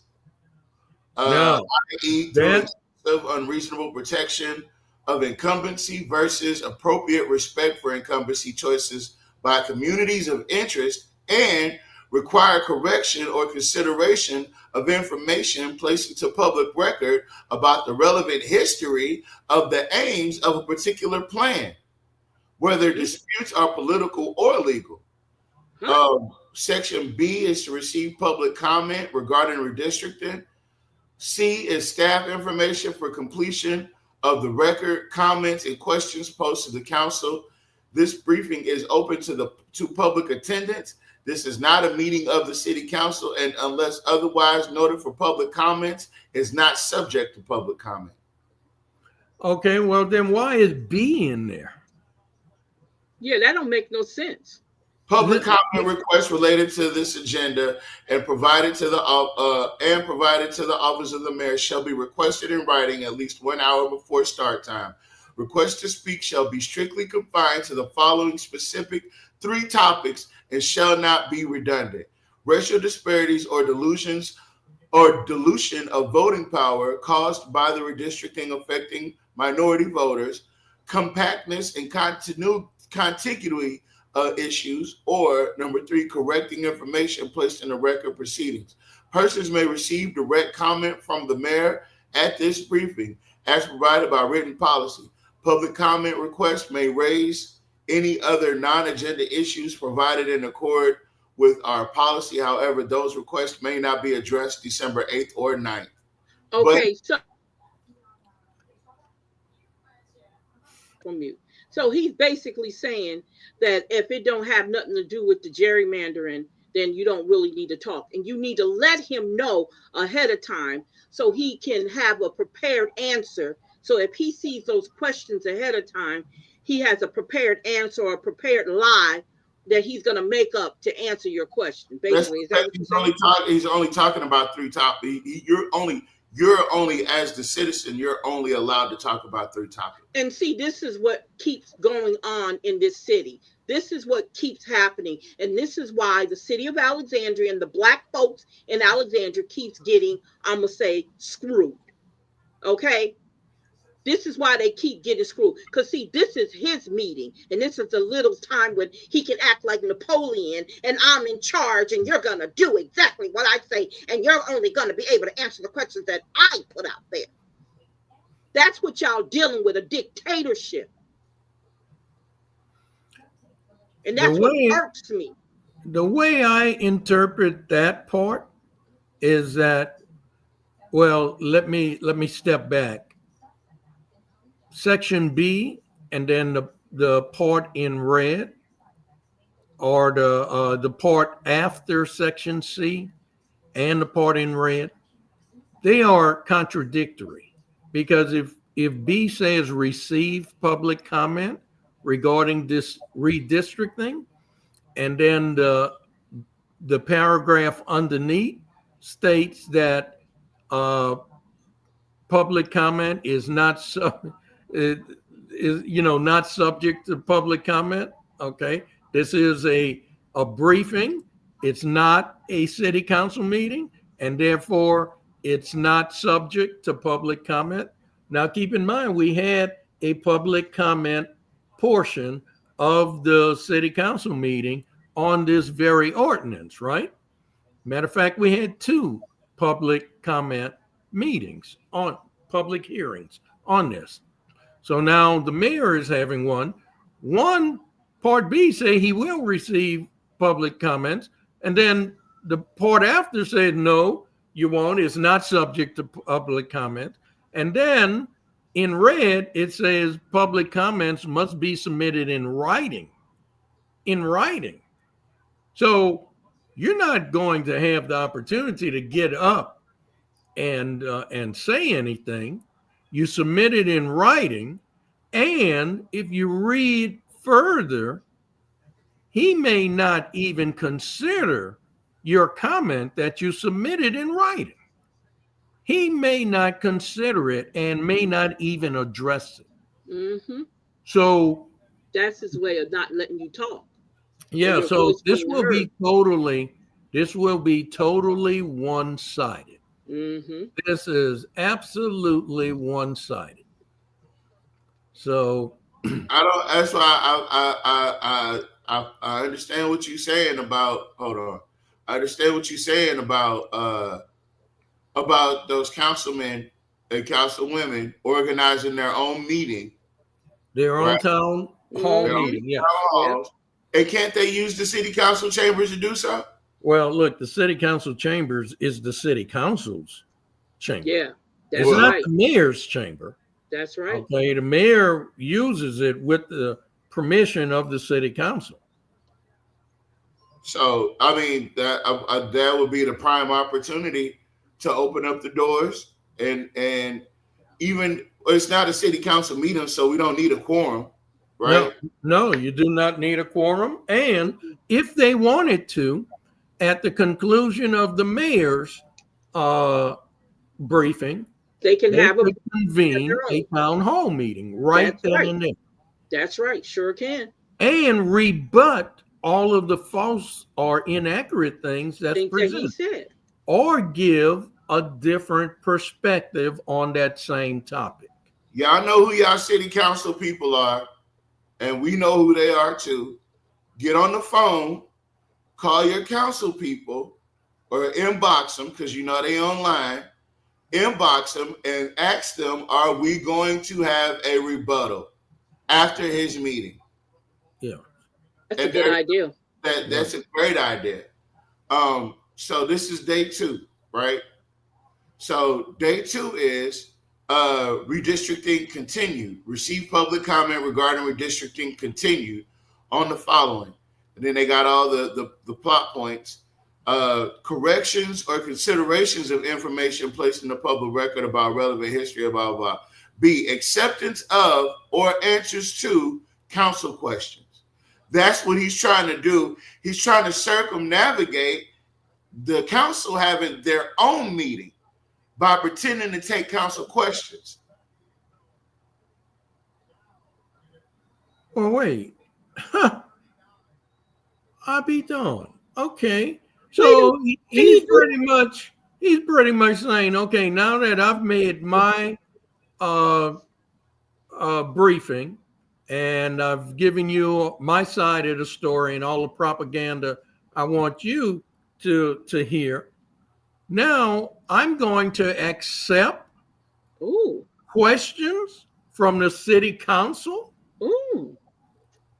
You you know what? Oh. All right there, sir. All right. Oh, Well, you know what? gosh. The city council need to have their own separate Yeah. and apart meeting. So after his conclude, that's when they should have a public hearing. Not a public hearing, a town hall Well, meeting. meeting. Mhm. Town hall. And that would be the topic Yeah. right there. Yeah. The Wow. C, staff information for completion of the record proceedings, questions posed to the council. So I guess he's going to have questions for the council. Then he's going to give that stupid ass state of the city report preview. Now that would normally come in January, right? He wants to couple He's that. going to do it He's going to at bundle the beginning of December. And item E is reignite projects, which reignite is now listen. C. Ray Lewis, I hope you listening. If anybody know him, put this show in his inbox. C. Ray, I know what you did. I see what you did. I watched you on the social media stuff, and I see what you did. And the fact that I'm not going to say the fact that people still respect you is a shame, because everybody deserves respect. But the fact that you expect to be treated the same after what we seen you do versus before we saw what you did, we saw what you did. And we know that you've capitulated and you've bent the knee to Jacques Roy. I understand. I get it. A lot of people that don't have the testicular fortitude, the intestinal fortification to stand up to shit, they will bend the knee. And when you, sir, I see you bent the knee. And that's okay. Just remember that once you bend the knee, you don't have to worry about getting back up and fighting for us ever again. And that's what made the difference between Reddix Washington and Joe Fuller. Yep. That's what made the difference. And you're a Reddix Washington. Yep. But that's okay. I'm not going. And Roosevelt Johnson. Don't forget Roosevelt. Yes. You're worse because you're educated. You're worse than them because you're actually educated. Wait a minute now. Roosevelt graduated. Roosevelt from where? From what? Wait a minute, Tavares. He has a degree in communication. Ham sandwiches. From Northwestern University. Yeah. The briefing is open to public attendance. This is not a meeting of the city council, and unless otherwise noted, public comments is not subject to public comment. And then he's got the same, Listen, this guy's off his rocker. I don't think he's going to completely understand anything until you got to make Jock feel some pain. You got to make him understand that this is a city that's being ran by the people. It's not Jacques Roy's Alexandria. Mm-hmm. It's not. It does not. He's the mayor of a city. That means he's supposed to be an inspiration and a direction, a waypoint for us to some type of goal. He's supposed to present something that gives the people of this city, the majority of this city, some type of hope. Not just the people that's the Chamber of Commerce. But you can't. He's incapable of doing so, and it's the saddest thing in the world when the guy that C. Ray Lewis has been in the knee to has been in the knee to the Confederacy, and that's what I feel like this Chamber of Commerce is. It's the Confederacy reborn. They were born the same year in 1914 in Alexandria, and I just want to keep reminding you guys: what do you think 1914 Alexandria was like for Black folks? What do you think that shit? What do you think that was like? Was it comfortable? Were we able to start businesses? Were we being encouraged to do so? Were we being assisted in doing so? Were we being locked out of business? And were we being locked out of being able to do business? Were we being, denied the access to have bank loans from Red River Bank or whatever bank that might have been, or Rapids Guaranty Bank, whatever bank? Do you think they were treating us fairly as Black people in Alexandria in 1914 when the Chamber of Commerce was founded? Probably not. Probably not. But you know what else was erected in 1914? That damn Confederate monument that's outside your courthouse. And those two things are related. And I don't care what nobody says.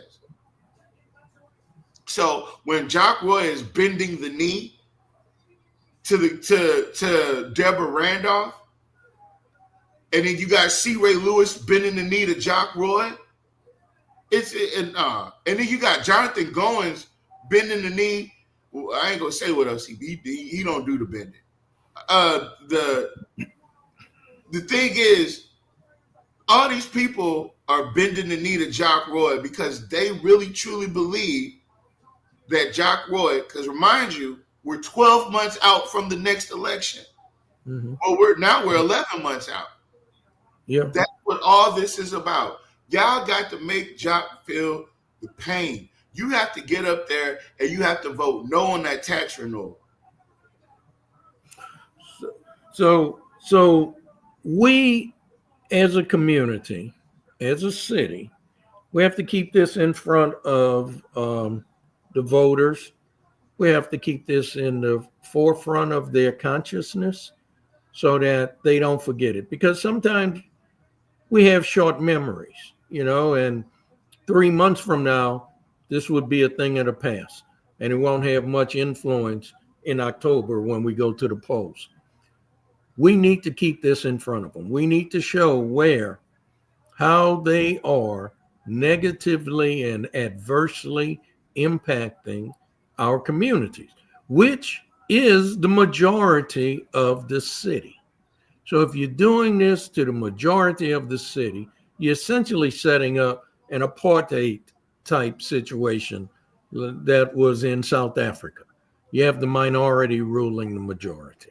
It's no longer a democracy. And we want to maintain our city, our civic government, as a functioning democracy. So that means you cannot draw the maps just to help yourself. You cannot draw the maps to pick your voters, people who will vote for you, put them in a district so that you can stay elected, remain an elected official. That's not that democracy. Democracy, the voters choose the elected officials, not the other way around. The elected officials do not choose who their voters are. We have to decide, will we be a civic government that will follow our own rules, our city charter? Will we go to the state legislature before going to the city council as stipulated in the charter? Will we go to the bond commission before we go to the city council as stipulated in the charter? Will we redistrict at the drop of a hat, at the whim of a personal preference of one individual, or will we do it after we get data from the decennial census, or we annex a large area that changes the population? And if we're not going to follow our charter, then pray tell me, what are we actually following? So we need to be a fair government. We need to be an equitable government, treat everybody in the city equally, treat all communities equally, treat each district equally. And we need to have some integrity.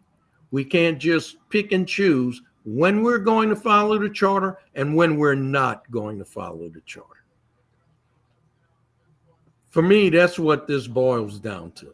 Now, if they want to jump 5 levels up in the process and talk about the Supreme Court and different times the Supreme Court ruled on gerrymandering and which ones they approve, none of that applies to us because we don't have the same circumstances. We don't have those same impediments. That's just not there. They're trying to create it here, but it's not there. This is an attempt to hold on to power when they are fading. And that's what this is all about. Exactly. And that's the issue throughout the nation with these gerrymandering areas, is to hold on to this old supremacy power to continue manipulating and marginalizing the communities that need to be heard. Yeah, this is exactly what it is. And it's sad because a lot of people, just like if you remember what Mr. White said at the last meeting, he said people are afraid to come to these meetings. Right. That's right. Yep. And it's sad that they want to speak, they want to have a voice, but they're afraid, especially when you work for the city, because you have a retaliating you have a person who gets revenge and he doesn't care who he hurts. Yeah. He don't care. He's very vindictive. And that's a person who got a lot of emotional issues going on. Right. You know, this is not about you. This is not a personal thing. This is talking about the communities. You don't put anything in the communities. And this is what bothers me about the voters. You guys vote that man in here. He's been in there for 16, going on 20 years now, right? And you guys keep putting him in there, but you guys are not benefiting off of him being your mayor. Right. Overall. Yeah. At all.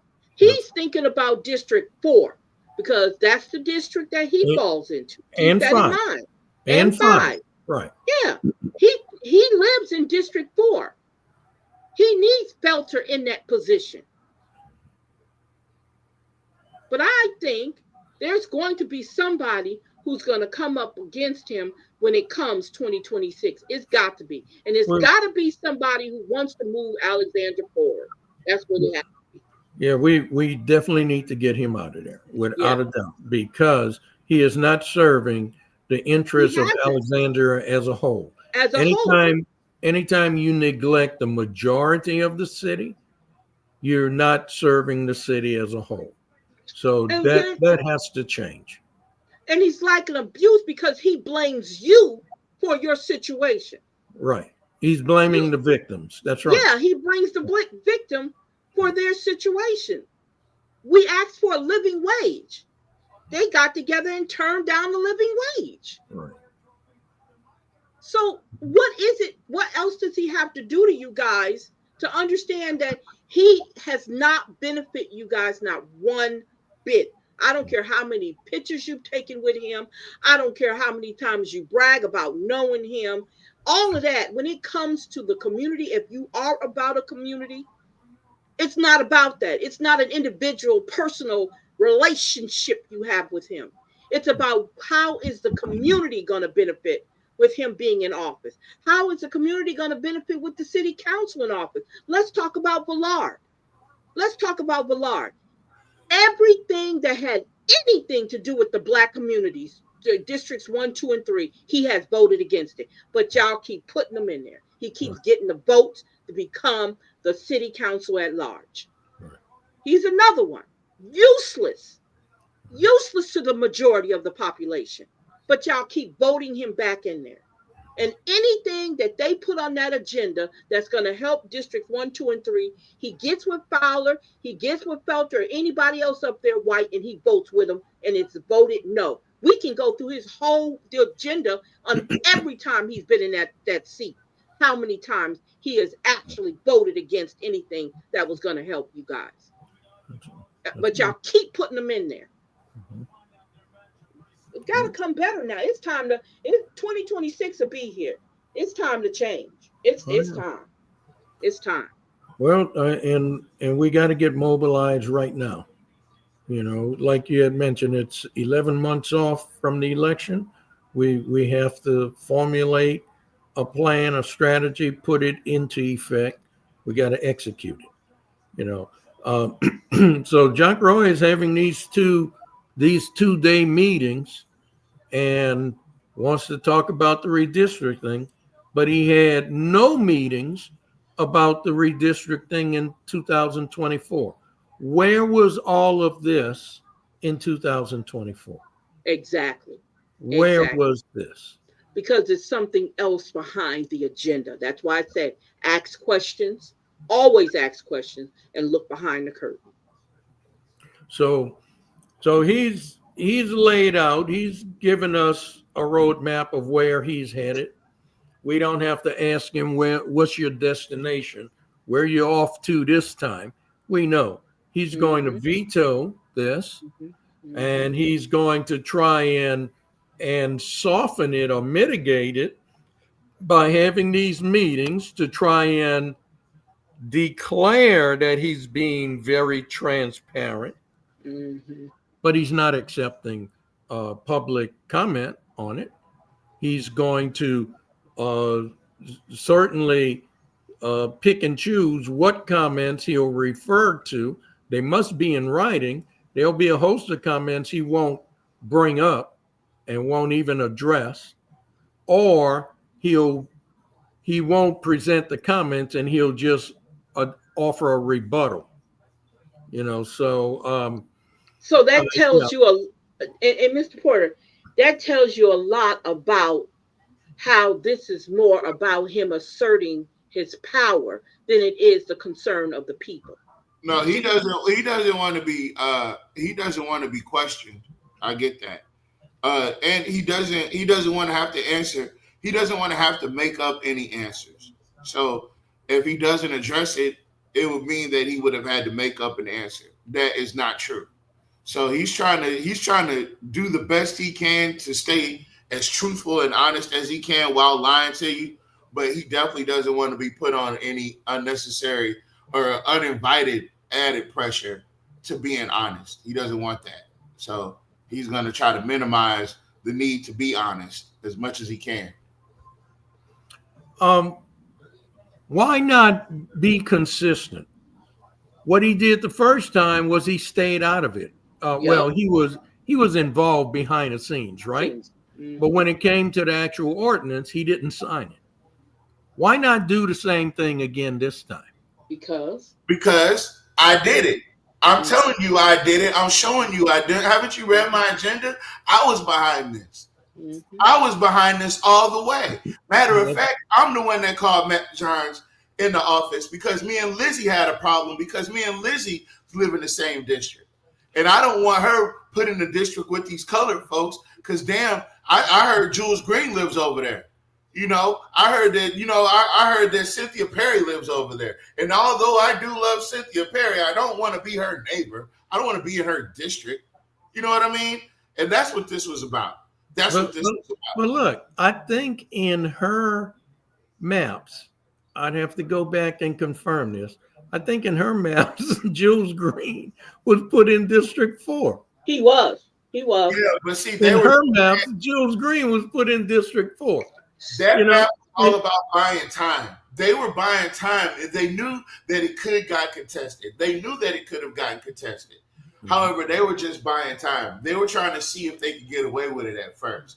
And now that they thought that they got away with it, or whatever, I don't know. They thought they got away with it, and now that it's being addressed again, now we have to go through this goddamn 2-day seminar about damn gerrymandering and racism as if we didn't know what it looked like. So, yeah. So this is more of him trying to make it seem like, oh, no, this is not what it is. But really, that's what it is. That's exactly what it is. You know, I agree. I agree with you. I think this is where he comes out once again and shows that I was behind this, and because it looks like it's going the other way, I need to intervene and see if I can make a course correction here. you know, but he didn't intervene before because it went the way he wanted it to go. But now that it's going the opposite way, now we got 2 days of meetings and we're going to go through this litany of items, you know, about redistricting, what it means, how we're affecting culture, and what the one vote, one person is, and all this nonsense, right? But where was that before? If he truly wants to show that he has any measure of integrity, just a little bit of integrity, he would be consistent. He would do the same thing he did last time. He would not sign it. He wouldn't approve it. He won't veto it. He just won't sign it and say, this is city council business. I'm going to let the city council resolve it because they are the ones with the authority and a responsibility for drawing the districts. I'm not going to weigh in on this unless it's a clear violation of the charter. Then I'll ask the city attorney to get involved. But if it complies with the charter and the charter is in compliance with the parish, the state, the federal government, then I'm just going to stay out of it. I'll let the city council work this out among themselves. That's what he did the first time. Why not do that this time? Why get so involved? It's because it's going the other way, see? In 2024, it was going the way he wanted. So he had no reason to get involved. He was behind the scenes pulling all the strings. He was behind the curtains. Now it's not going the way he wants. He has to step out from behind the curtains and try and get and set things straight.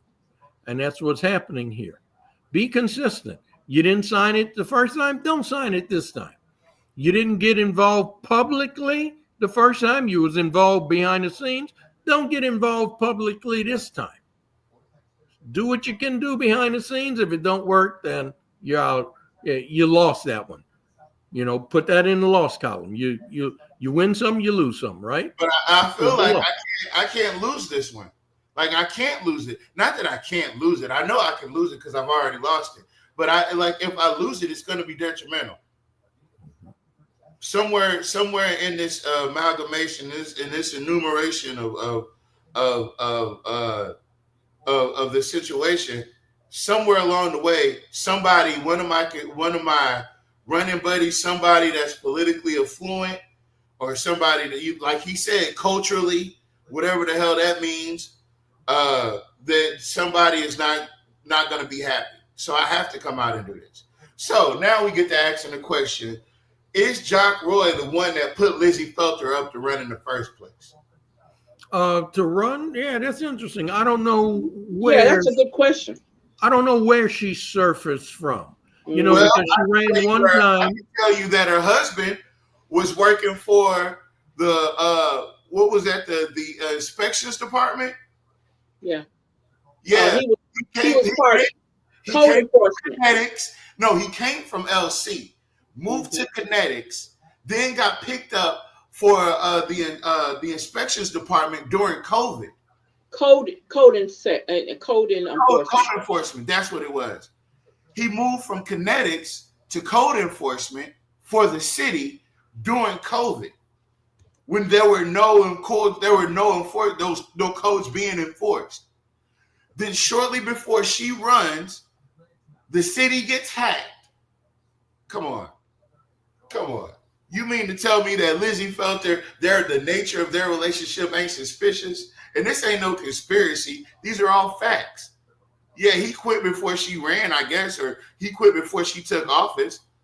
But the fact remains, somebody that's not qualified to work code enforcement for the city of Alexandria, even though it was being ran by Jeff Hall, it was being operated by Jock Roy and Michael Marcotte. So, yeah, I don't know. I think Jock is the one that put Lizzie up to running. How about that? And now we're starting to see why. Yeah, and now let's just go back and refresh our memories. So Harry Silver resigns, right? And Harry Silver sends a letter in and asks us to place the lawyer in his place, the lady, and she's a nice lady, okay. But also, Catherine Davidson had submitted her nomination to be considered for that position, and when the city council voted, we voted Catherine Davidson in. And then when the unexpired term was finished for Silver, then Catherine Davidson was up for re-election. That's where Elizabeth Felter made her entrance. She put her name in the race there, and there was another guy, Spencer, I think, was in the race. Thomas Spencer. Yeah, and Catherine Davidson won that election. Okay, and then Catherine Davidson the next time decided to run for mayor. And that left her seat open because the even seats are the same election cycle as the mayor. So if you're in District 2 or District 4 and you choose to run for mayor, then you're not able to run for the seat that you had. So that's what happened. And that was when Elizabeth Felter won District 4. But now prior to her even submitting her nomination for candidacy, we had already redrawn the maps. We didn't vote on them until August, but they were already redrawn and presented and on display for people. So when she nominated herself, she knew that January 1st, those maps were going to be different. She knew that. But she went in there anyway. And then when she got in, she decided, well, I'm going to change the maps. So the point is, do you want elected officials to be able to just do whatever they want based on their own personal whims, or do you want them to serve the public and follow our charter? You know, are they in office to benefit themselves, or are they in office to benefit the public? It's as simple as that for me. They're ingratiating themselves, ain't it? Oh, yeah. Yeah. But this is the time of Trump. You know, you pay Trump money, he give you a pardon. You want to make an acquisition of another company, you eliminate DEI. You know, totally throw it out. You know, if you want to get out of jail, you know, buy into his Bitcoin business. I mean, it's so now all that's trickling down to the local level. You do whatever you want, and you do it for yourself and for your friends and for your buddies. Mm-hmm. Exactly. And we can't have that. We cannot have that. We have to do things for the benefit of the city as a whole. You know, I look at this city like a train, and you have different cars. You know, the mayor is up there with the locomotive, the engine, driving everything. And then you got the luxury cars, District 5 and 4. And then you got essentially the cattle cars, District 3, 2, and 1. And the cattle cars, the axles are worn, they're rickety, falling apart, and you're still trying to drive this train and make it from one place to the other. Not until you stop and you go and you make some repairs, change the axles, change the wheels, fix the frame of the cars for District 3, 2, and 1. Now you can really start moving and make some progress. But without doing that, you'll never climb a hill with that locomotive unless you disconnect cars 3, 2, and 1.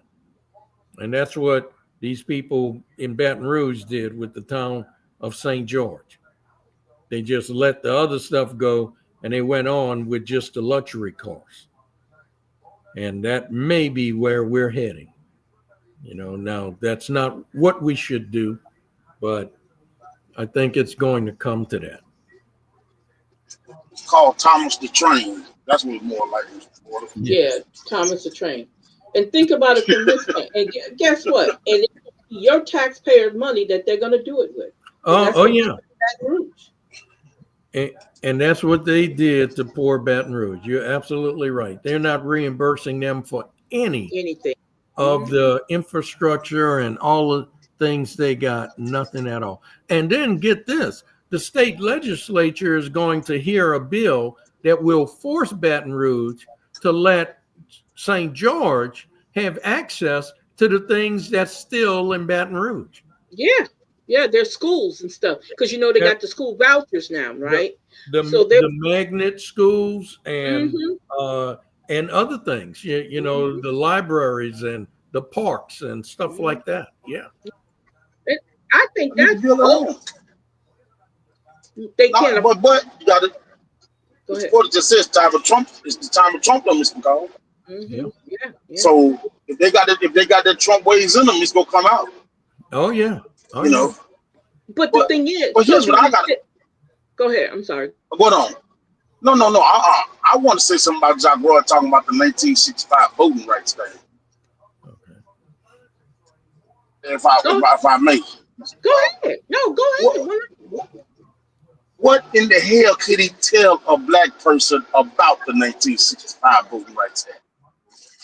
What stories can he tell? See, I could say something because of my great grandmother told me what they had to go through to vote. Yeah. Told me about how people would threaten them, if you vote, this is gonna happen. That's gonna happen.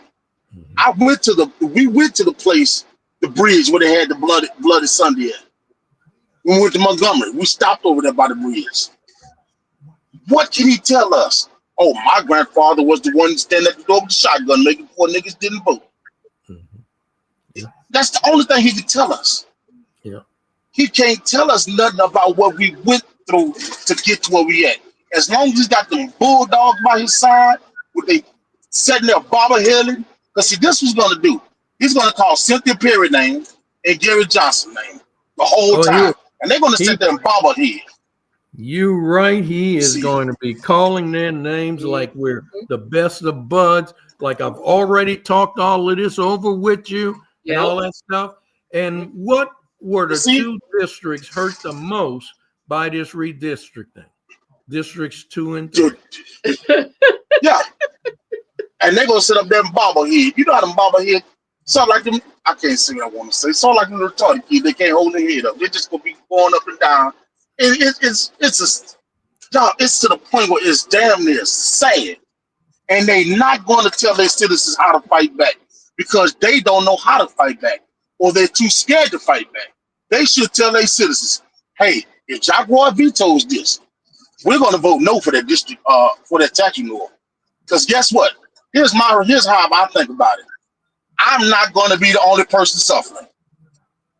So goddamn it, if I gotta suffer, you gotta suffer too. We ain't gonna have no money coming to Alexandria. You better pass it. You better get it legally, because if you gotta take it to the ballot, no, they shouldn't vote on it. But they're scared to tell their citizens, "Hey, look, this ain't good," because evidently we don't have no say so. So we're gonna make them respect us. Tell them no, they're not getting their tax renewal. We'll all be looking crazy. We'll all be looking just, well, what we gonna do? I don't know. Hey, put the mask back like it's supposed to be. We might get you something. But the money ain't coming in our districts anyway. So what the hell? That's right. You see, because guess what? District 4 and District 3, District 4 is still divided. But the black folks don't know that, because they'll put the money in the area of District 4 where they want it to go in. Just like District 1. Money don't go to Monroe Street and the Bowden Street. Money goes to Johnny Downs, but Johnny Downs is still in District 1. Right. That's right. Exactly. So And Jack Roy are telling people, well, money still goes in your district. Right. Look at here. That's So right. the city councilman got to tell them, hey, look, we're going to fight this like this. He vetoes it, he don't get no goddamn money. And let's ride out. And we all be looking crazy. Because, see, it says that it rains on the just and the unjust alike. And goddamn, we finna see how it rains. We finna see. But they don't have that. They don't have that backbone to do that. They don't have the guts to do it. I don't know if because they're scared of Jack Roy. I don't know what he got on them. But goddamn it, if I'm gonna be the one suffering, hey, we all gonna suffer. We just be looking at each other crazy. Why you did that? Why you did what you did? You know, exactly. and maybe I'm wrong. No. Just, But but that's my thing. If you here's one thing I'm reserving judgment for. I want to see what the council members do. So I'm anticipating after Jack Roy conduct these mayoral briefings for these 2 days, and he shares a one-sided perspective on this, then I think his next act is he will veto the ordinance and send it back to the city council. Now, at that point, the city council will need to, they don't have to, they could vote to override it. Now, we know we don't have the 5 votes unless Jim Vallard chooses to vote for it, the override. Now, when they vote for the override, we need to keep this in front of people. Look who voted against your interests. Look who voted against a fair map for you. Fowler, Felter, Vallard. And look who vetoed it, Jack Roy. And we got to keep that in front of them for all the way until this time next year. Because this just shows you who they are for. And they're not for you. Yep. They're not for us. Yep. and another thing, see, they like misinformed people. Yep. See, some people you could tell anything to, and they'll fall for it.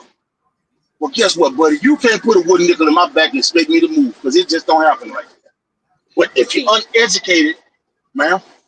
No, you're correct what you're saying. I was just going to piggyback off what you're saying, because if y'all remember on some of his speeches, he kind of came out to say, in other words, he liked people uneducated. He liked them uninformed because that's the ones he can manipulate more. I mean, come on. Exactly. You know? So when you have people trying to educate people, like Miss Linda Bell, see, he's going to try to diss stuff about the 1965 Voting Rights Act. The only thing he's doing is trying to discredit Miss Linda Bell. Because Jonathan Goins couldn't do it. So this is just, Mr. McCall. When you can make, once again, Mr. McCall, it's about power. That little bitty lady stood up there and got this man to talk about the 1965 Voting Rights Act for 2 days. Yep. You know why? Because he don't want nobody to pay attention to her. He wants them to think that she's crazy. So I spent 2 days talking about what she said. Yeah. Because guess what? If it wasn't no big deal, why say something about it? That's right. She had 3 minutes. She had 3 minutes of comments, right? Mm-hmm. And that's for 2 days of discussion. Boy, she must have made some salient points for him to have 2 days to refute those points. Well, the idea that Jonathan Goins said that it's not political, and I read the Voters' Rights Act. You guys wasn't on earlier. I don't think if you heard me. I heard you. Okay, so I literally, how many times did I say political? How many times is political written in there? Several times. So many times I told you not to say it no more. You can't say political. Oh, you did say that. So come on. Oh my God. You see. So what are they scared of? They scared of the black people paying attention to somebody that's educated in that area. Yeah. So they'll spend 2 whole days refuting 3 minutes. Right. God damn, something got to be wrong, Mr. Carl. Yeah. 2 whole days Right. to make somebody to discredit an educated person in that field. I'm not saying that you're dumb if you don't know. You just don't know about that area right now. Exactly. You don't know your history because You see, you're too busy trying to approximate yourself, so you really wouldn't know your history. Think about it. yeah. And the best thing they can do is have somebody uninformed. Because if everybody come up there and say some stuff like that, you can't tell everybody they're not right. It's just Right. simply not true. How many times you gonna say that? Right. Well, and then he might try and say, this isn't right, or what has been There you go. stated is incorrect. That's why our folks have to be able to read, or they, digest some of this stuff, Yeah. or have someone they trust. Because you see how we mentioned Jack Roy and his group. They are very suspicious of any of us who are educated, learned, or well-read, right? Exactly. And they get our community, they get our Black folks to also be suspicious of any Black person who's educated, who's well-read, who's knowledgeable about something. They get them to suspect that the first thing is, they're trying to pull something over on us. Yeah. You know, they're trying to swindle us, trying to, just pull something over our eyes. Yeah. And that's Jock and his group trying to cast dispersion on those of us who do understand this and trying to explain it to our people so that they would have a better understanding of it. So now if our people are mistrusting us because Jack Roy say you can't believe what those folks are telling you, and he's good at saying that. Yeah, you see, so now we got a bigger hill to climb. But he's I really think, and I'm going to suggest this to some of the city council members, that they pull together and have a town hall meeting on this. I think that would be a good idea. Explain this, because he's not going to allow any of us to speak. He's not going to read any of our public comments. And I tell you what, I bet he got a whole team of lawyers that's putting all this stuff together for him. Yeah. I wouldn't be a bit surprised if he paid them $100,000 to put together this stuff for these 2-day meetings, just like the way they paid RAPC to develop a presentation for Elizabeth Felter to do on that redistricting. That's all our money. They're using our money to fight us with. Yep, that's exactly right, Mr. Porter. Well, Mr. Porter, you say hold a town hall meeting. The only one would do that is Malcolm and Julius Green. Right. Because remember, Gary Johnson and Cynthia Perry don't know nothing. But that's all right. That's what you mean. It doesn't matter who holds it, as long as it happens. Yeah, here's the thing. They really need to come together. There you go. And do it. Because look, it was Cynthia Perry put it forward, so her name's on it, right? So her name's on it. Yes, sir. Yeah, her name's on it. So if anybody's going to be there at a town hall meeting, she should be there. Definitely needs to be, has to be, should be Cynthia Perry, right? She the one put it forward. It should be. And it got passed. Okay. Yeah. Gary Johnson needs to be there because his district is affected by it. And he voted for it. Now, and then Jules is affected by it because Elizabeth Felter maps moved them, put him out of a district. And then Malcolm is the person, District 1 was not impacted by this. But Malcolm was the only one who has held a town hall meeting. Yep. Yeah. So, But see, Jock Roy might hit harder than I do, though. What's that? Say that again. Jock Roy might hit him across the back harder than I do. So they might. So my thing is, Mr. Porter, you're correct in the idea. The first person who should actually do a town hall meeting is Cynthia Perry. But my issue with Cynthia Perry is, and you know me, the idea that her friendship with the mayor is the issue. Her friendship is too close to do the job that needs to be done. Yeah, she did a monumental, great thing by doing this, but is it going to stop right here? Is the fight going to stop right here? Is she going to actually do, if you suggest to her, hey, Cynthia, maybe you need to do a town hall meeting, get a full understanding of what's going on. If she's not going to do that, he knows he got her. He knows he got Gary Johnson. You understand what I'm saying? Well, I think they need to do it as a group.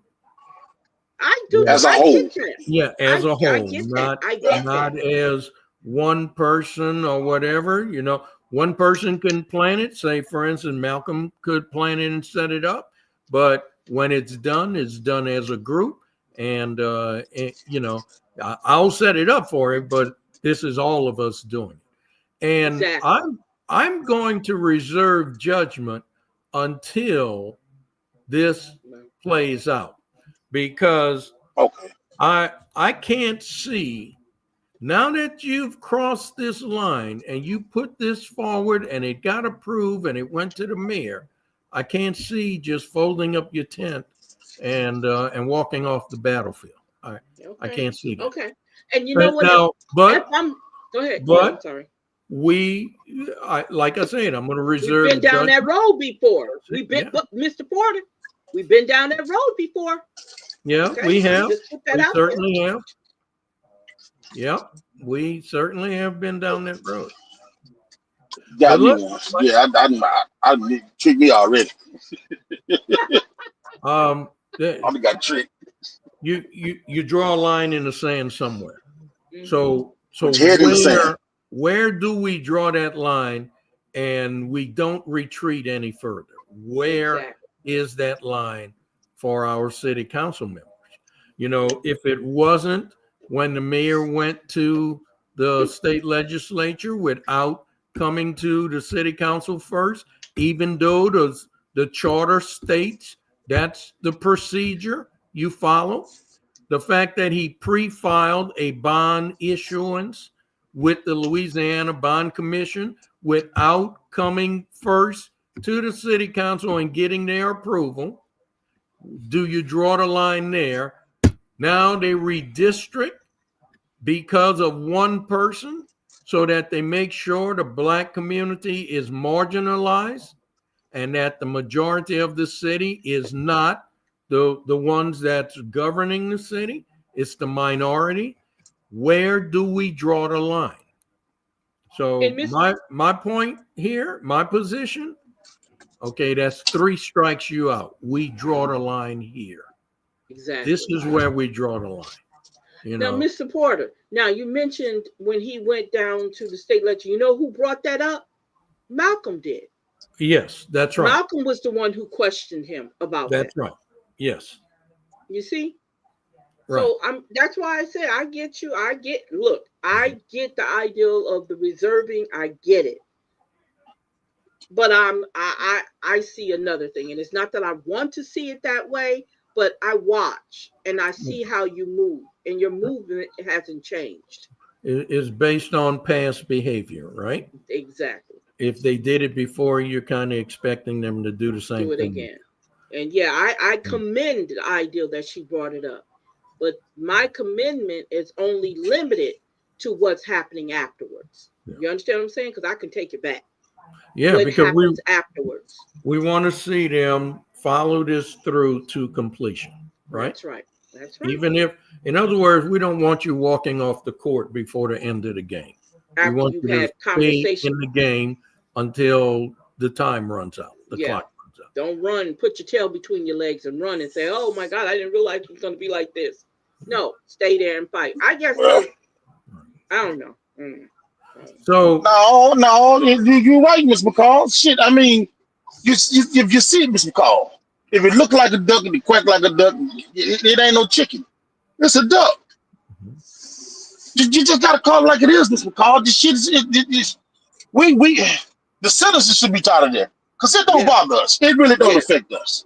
Yeah. You know, and I know Mr. Porter. I agree with Mr. Porter. But boy, Mr. Porter's kind of hard, Mr. Porter. Whoa, it's kind of hard. I know, but It's kind of hard. You're a good man. There's a point there's a point you reach where it breaks your back, right? Mm-hmm. And at that point you stand up and you resist. Yes, so now where is that point for our city council? Have we reached that point, or is it further down the road somewhere?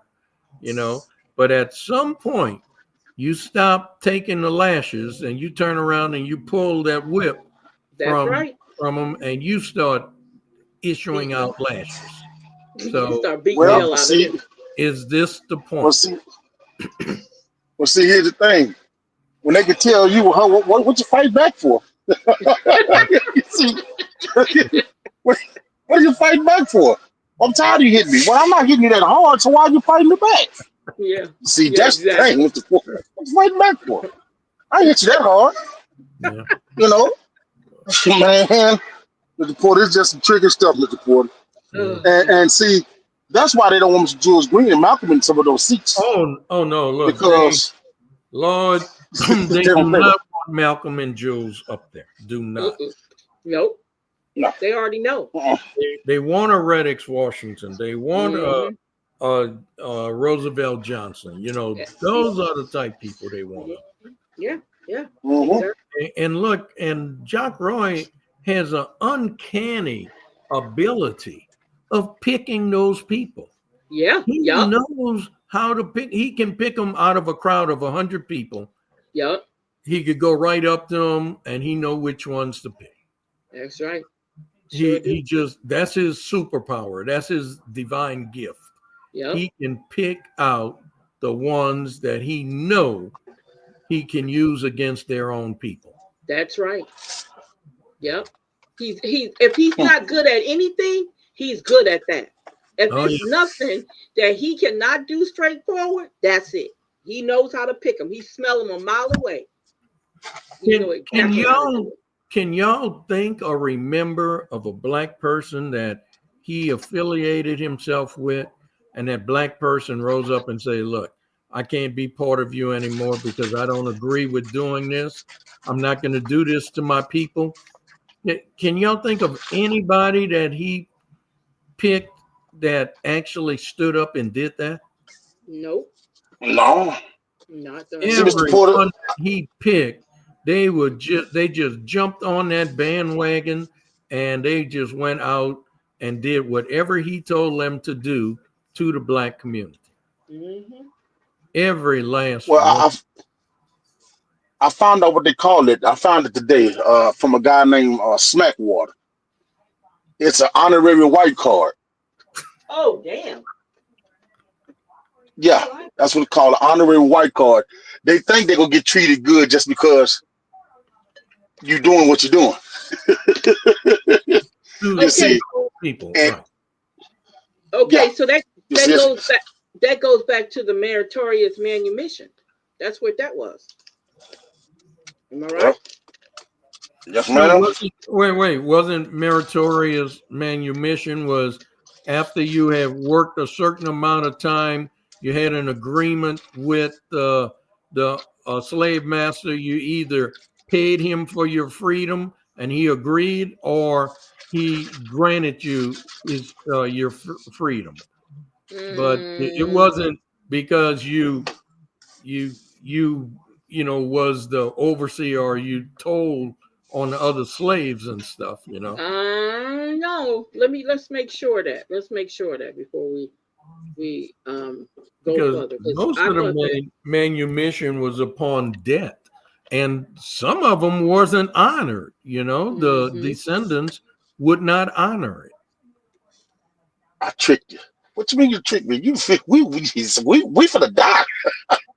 Yeah, we finna die because after I kill you, y'all got to kill me. It's Mr. Porter. You know, you think, Mr. Porter, that all this stuff was over in the Yeah. 1950s and 60s. Right? That's We right. really, I really didn't think that we. And what makes me so mad about it is because I done read some stuff, and I assumed that stuff still didn't exist no more. And it hurts me because it still exists. Yeah. See, that's why I get mad because I thought this was over with. Mm-hmm. Mm-hmm. You Okay. see, I thought this was over, but it's not over with. Exactly. It's not. You're correct to a certain extent. You're correct, but the deeds that you did, the meritorious manumission came in when you would tell on other slaves, let the master know that there was going to be a revolt. Okay. Like Louis Cheney did. Yeah. Okay. And they would actually grant them their freedom based on that, huh? Based on all the deeds they did for their service, but including those things, those little things that they did. Awesome. Yeah. Exactly. All right. Well, that's very good knowledge. That's good to know. And that's back then, and it's still going on in 2025. Mm-hmm. Still going on. Yeah. So we went through all of this in the early 60s, culminating in the Civil Rights Act of 1964 and the Voting Rights Act of 1965. Mm-hmm. Here we are, 2025, and we find ourselves right back in the same position, having to fight for those rights all over again. Mm-hmm. And if we're not successful in winning it again this time, that means our kids and our grandkids will suffer what our grandparents and great-grandparents suffered. Mm-hmm. So it would come and then 360 and degrees around. Mm-hmm. And it's so sad that your parents won't fight for your kids. Yeah. So you know this wrong, and you know your kids going to suffer, but you won't even fight for them. Right. And you tell me every year on Facebook that you'll go to the moon and back for your children. Yeah. Boy, you lying to me. Yeah. You lying to me. So in 1965, when this legislation was working its way through, I was 10 years old. Damn. And so my uncles, my dad, neighbors, they were all involved in the fight. They would have meetings in our living room, and me and my brother would sit there and we would listen. So now we weren't actively involved, but we were knowledgeable. We know what they did. Okay. Mm-hmm. Now, who is there from the last fight? They're all gone, right? Most of them gone. They're all gone. Yep. And so now for this new fight, we have to cultivate and raise and train a new generation of activists so that we can restore these rights and keep them. So every two generations, we're going to be faced with this. Well, Mr. Porter, we don't do it right. That's why we don't have it. When I say that, I mean this. We don't get our kids when they're 8, 9 years old and tell them what they're going to be. You see what I'm saying? Like, you know how they trained Bill Clinton when he was younger to become a president? Yeah. And they tell their kids, hey, you're going to be a lawyer. See, we need to get our kids at 13 and 14. Hey, look, man, you got good grades. You're on the debate team. All right, look, we're going to take care of you.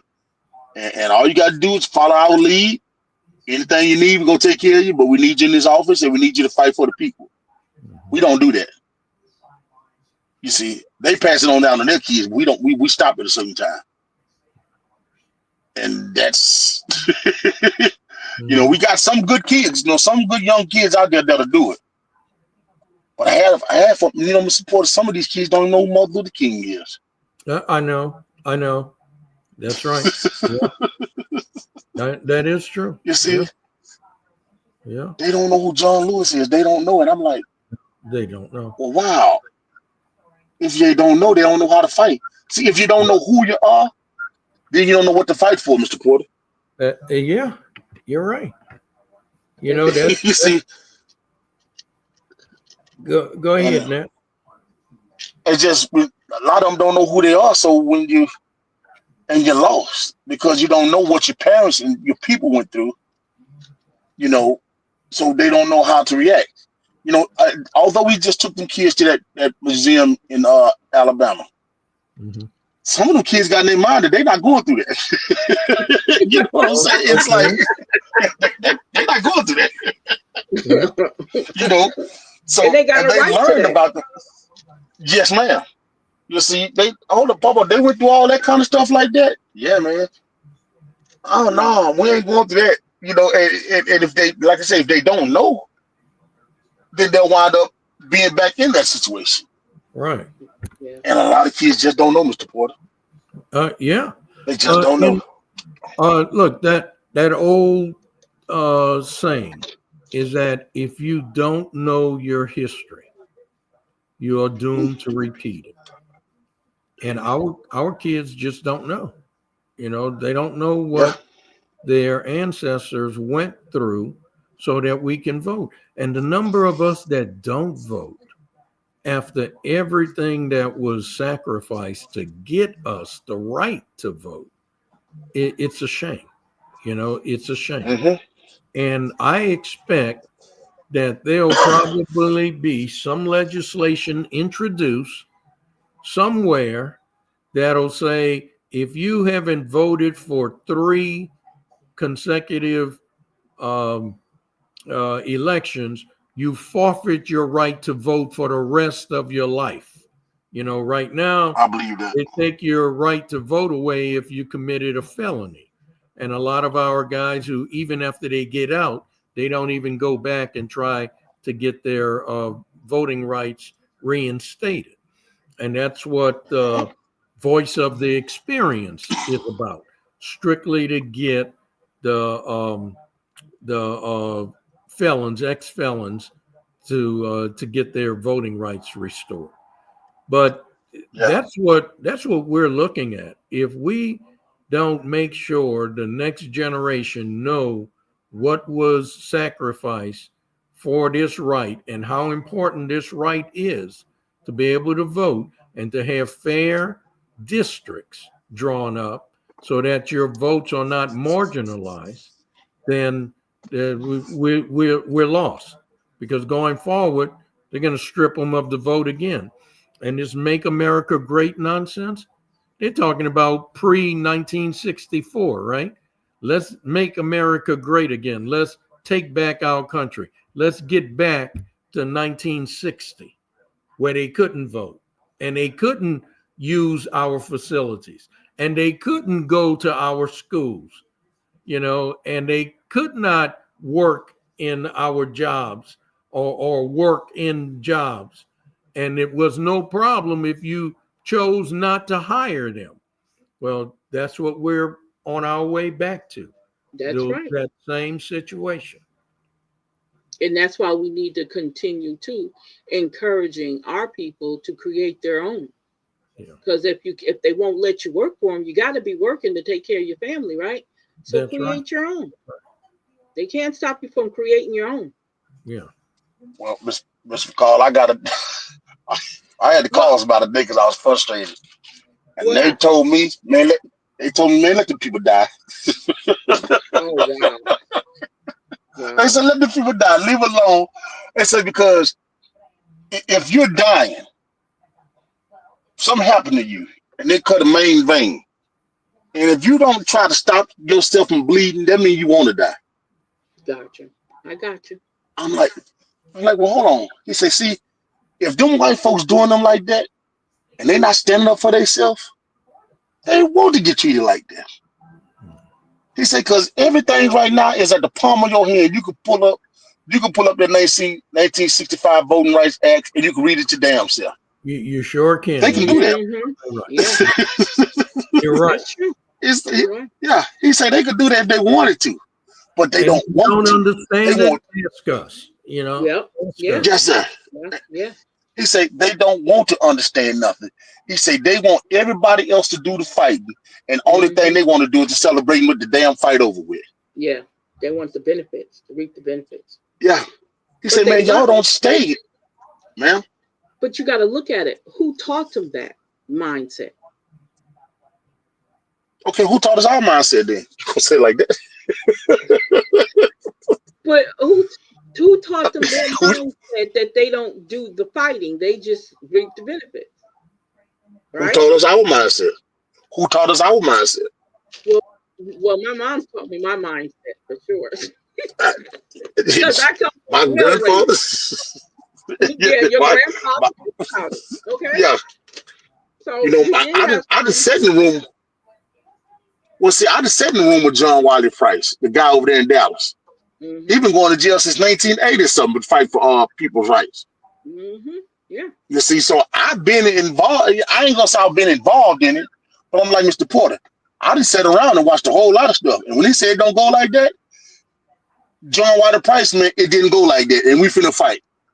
Mhm. And now guess what? I think he's still the second man in command in Dallas right now. Because the people know that he's fighting for them. Yeah. But see, a lot of people, Mr. Porter, like I say, when you got influential Negroes in Alexandria telling folks, hey man, don't listen to them. Yeah. Don't listen to them. Because guess what? Fighting Jock Roy is easy. It's fighting the people that look like us is hard. That's where most of the resistance comes from, right? From the people. Yeah. It's coming from Yeah. our own people. Yeah. Yep. And we're fighting That's what's for hard them. right there. We're Yeah. doing something that's Yeah. going to benefit their interests, Yeah. and they're getting someone who do not want their interests to be advanced to fight us to keep from helping them. Yeah. And, so Yeah. it really is convoluted, and that's why our hill is twice as high to climb than Yeah. others. Exactly. Yeah. You know, the other day I did a live. I was just messing around, and I called, the black bulldogs that protect the white power structure. Yeah, I saw that. I did. You know, I was in it. Yeah. If we get rid of the dogs, the power structure ain't nothing to fight. Right. God damn them dogs. Some of them dogs bite so goddamn hard. you don't want to deal with them dogs. And they drooling everywhere. So if we get rid of the dogs, the two-legged dogs are more dangerous than the four-legged dogs. Yeah. Mm-hmm. Yeah. Yeah. They'll hurt you worse. Yeah. And they'll hurt you with words. Exactly. Boy, that's something. Mr. Porter, I think the ideal of having that town hall meeting, not to just take what you're saying, Mr. Turner, but that I was just thinking, I think that would be something that needs to take place. It really does. Right. It really does. And so if anybody knows some of these city council members that we're talking about, definitely hit them. Definitely hit them up and talk about having a town. If you don't have it directly after his meeting, have it within that week. Yeah. Right. Yeah. Okay. Absolutely. Because there needs to be a response. Just like after every presidential state of the union, you got the opposing side that have a response. Mm-hmm. Our council members need to have a response. Mm-hmm. And let me say this too. Also, I was just thinking about now he's talking about them Reignite projects that he's talking about. Okay. Now you about to take away the ability for our people. You already making up your mind to take away the ability for our vote, but you're gonna need some support on the Reignite projects. Don't tell me you ain't, because you're gonna need it. You're gonna need some support. That's right. Absolutely. Absolutely. Because it's about him. Well, but if I got most of the city council in my hand, I got the support I need. That's true. I don't have to answer. I don't have to answer no Malcolm or Jews for what. That's right. What I look like answer? What I look like answer to black people? Oh yeah. Well, I'm Jock Roy. You don't want that, right? Think of what that. Yeah. Think of what harm that does to your image, to your, to your bravado, where you have to answer to 4 black council members, or you have to seek their approval or lobby their support for something you want to do. But you made an excellent point. I don't even know what these reignite projects consist of. I don't know if the city council already gave him a blank check, but boy, if they haven't, he vetoes this, you vote against the reignite projects. That's what I'm talking about, Mr. Porter. And fight. We fight fire with fire. Exactly. You fight this out in the court of public opinion. Yeah. Fight it out. Because I can tell you right now, if these reignite projects follow the same path that Sparks followed, it's similar, and that Restore followed, and that Nehemiah followed, none of that benefits our community. None of that. So if you want to do this, if reignite is something like a warmed over Spark project, or Restore, which really stuck it to our people, or Nehemiah, which didn't do anything for us except put a little bit of money in a few black people's pockets. And then reignite is probably going to be of that very same mold, from the same mold as Nehemiah, Restore, and Spark. So you know what? Vote that down. Vote that down. So here's the deal. Let me tell you about what it is. Okay. So the city of Alexandria's a major development is the Reignite Initiative, focused on revitalization of the Masonic Drive corridor and new retail recreation, Bringhurst Park, revamped sports court, workforce housing, in partnership with LSUA for healthcare. That's what it said. Okay. And now it's aiming for an $80 million investment to boost quality of life and economic opportunity without new taxes. Other ongoing efforts include infrastructure projects, school upgrades, District 62, and a broader master plan for downtown rejuvenation. So Bringhurst Park and Recreation, $9.5 million for a multi-purpose facility and restoration. Masonic Court Sports, $1 million for handball, pickleball, and tennis courts. Workforce housing, develop of townhomes. Retail and development, attracting new shopping and commercial opportunities. LSUA partnership, joint funding for an allied health services center. And they're planning on spending an estimated $82 million in total investment. You got to remember, Spark was $96 million. Funded by municipal bonds, capital outlay, and state and federal matching funds. Now, District 62 school improvements, recent groundbreakings for track resurfacing, Peabody playground upgrades, and security enhancements. Comprehensive master plan, focus on downtown renewal with pedestrian-friendly spaces, cafes, and civic features. City Project Portal, a public online tool to track the infrastructure, parks, and other city-led projects. That's a lot. But nothing about the infrastructure in districts 2 and 3 where brown water, open ditches, and this is about Masonic Drive corridor. Wow. Well, Mr. McCall, and you know what? Pickleball. How many of us play pickleball? That's what I said. I said the same thing. I don't even know what pickleball is. When they say pickleball, I thought they meant pickleball. I thought they meant pickleball up on the street. They got pickleball. What the hell is a pickleball? Well, Mr. McCall, that money's going to Bowdoin High School. They say Peabody, not Bowdoin, sir. Ms. McCall, that money's going to Bowdoin High School.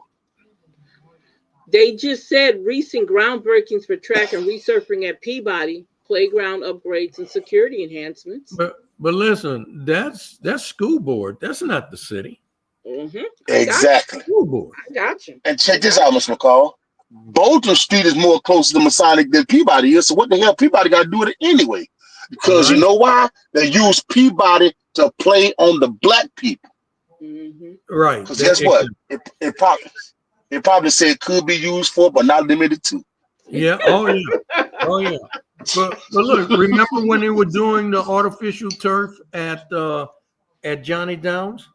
Remember they threw out that they were going to do artificial turf at the baseball stadium right across from Peabody? Peabody? Exactly, Mr. Porter.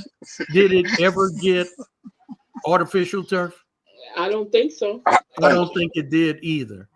I haven't been following that closely, but guess what? They didn't get that. But you remember the same thing here. You remember Cynthia Perry asked for some of that $76,000 for the lights? Yeah, right. And when Jack wrote, no, Cynthia, we can't. No, don't. That ain't Cynthia. That ain't for that. Yep, he sure did. He said that. And she asked for new playground equipment at the park in District 3. Yep. Yep. See, that's what get us in trouble. We don't forget. But our people do. Yeah, our people do. Exactly. Our people do. Now I think if I'm not mistaken, it's a video, Mr. Porter. I'm gonna send you it's a 2-minute video. I'm gonna send it to you. Look, remember when he was talking about it, he said he took off. Didn't he say he took off the tennis courts? Yes, ma'am. Or he said that because this last city council meeting, they approved $888,000 for the tennis courts on Masonic Drive. But I think he said he took them off, though. I thought he said he took them off when he talked about this Reignite project. I thought he said he took it off. Really? I think he did. Mr. Porter. Okay, well, they approved the 8. That was the one they had to come back and say, we made a typo. We had 811,000 and it's actually 888,000. And I think that's when he said he took it off. I think so. Oh, I missed that. I think so. I will have to go back and listen to that because that's at the beginning of the meeting. Yeah, they took something off. I think it was the tennis court. Okay. Well, guess what, though? It's going to be heavily patrolled. Wait a minute. Wait. So you mean tell me the tennis court and all that could be heavily patrolled? And you still got people dying in District 1? Do you see that? That don't make no sense. See how it don't make no sense? And you had 3 shootings on Mason Street? Yup. Last week? Yeah. Yep. And they were still drinking brown water. Yeah. And we still got flooding because we got open. Still got flooding. Yeah. You see? So I don't know what the people don't understand. I don't understand why the people ain't raising no hell. But if they don't know how to raise hell, some of us still look at these movies and think we still live in those days. Yeah. I ain't gonna mess with them white folk, man. Let them white folk just do what they gotta do, man. I ain't gonna raise no hell. I'm just gonna let God fight my battles. Joy comes in the morning. Joy comes in the morning. You let the Lord handle that. Okay. Yeah, I'm gonna go, bro. I don't feel like talking no more. It's and they don't even understand, man. You are human beings. You're not 3/5 of a man anymore. You're not 3/5 of a human. And they still thinking they still act like we're 3/5 of a human. Yeah. To them people. But if somebody step on them damn Michael Jordan tennis shoes, or somebody pull the damn weave out somebody's head, they will kill and die behind that stuff right there. Right. That's right. It don't make any sense. They will kill and die behind some material stuff that's being made for $6 a piece overseas. Right. Man, these my Michael Jordan tennis shoes, man. You step on my shoe, man, you better say, excuse me, we're gonna fight. What? You drinking brown water? You ain't fighting about that? Oh man, we fighting about the wrong thing, player. I'm sorry for stepping on your shoe. Man, you disrespecting me. We finna fight. They disrespect you when they give you that $1,200 light bill. Yeah. And when you don't pay it, they go up there and cut your lights off in 105-degree weather.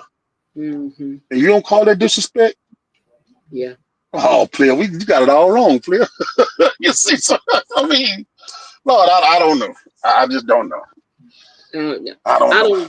It's like you can't win for losing. You know what I'm saying? You're trying to help them get better, but still they taking and throwing the medicine away. You know what I'm saying? My dad used to tell me, boy, every time I holler, I lose my voice. I didn't understand what he's talking about this. Mm-hmm. But I understand now. Every time I holler, someone I lose my voice. God damn. And that's what it seemed like. Yeah. When you fight. I just think that some of them are listening, but they don't want to admit that they're listening. Can I say that? You know, they're paying attention, but they don't want to say, hey, yeah, we heard what y'all said, you know. Yeah. Just like the Playboy book and Daddy. Yeah, just like the Playboy book and Daddy and in the bathroom with Daddy behind. Yeah, exactly. Yeah, that's what it is. Just like the Playboy book.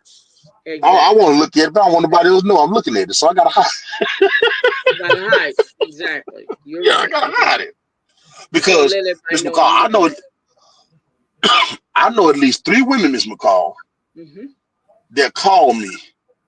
And when their sons made the age to vote, they registered them right then. And they called me, hey, Nat, I'm taking my sons up to the register to vote.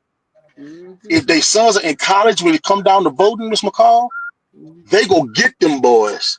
Because they don't trust the mail-in ballots. But they're going to try to get them. I'm sorry. I was just going to say, you're right. Because they're going to try to take mail-in ballots away from us. Watch. That's going to be something else. That lady already said, Nat, I don't trust the mail-in ballots. My son, he just goes, the school ain't number about 150 miles, 100 miles away from there. I'll go get them.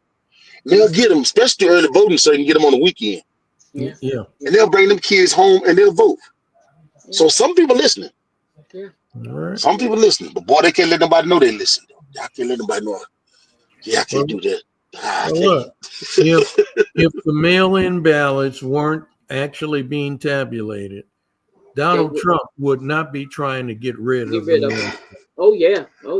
Because once Black folks recognize that I don't have to actually go to the polls, if I meet any one of these 11, 12 criteria, I can get a ballot mailed to my house. I fill it out, get somebody to witness my signature, send it back in. And if it's not tabulated, I'll get a notice, a text alert that it has not been tabulated.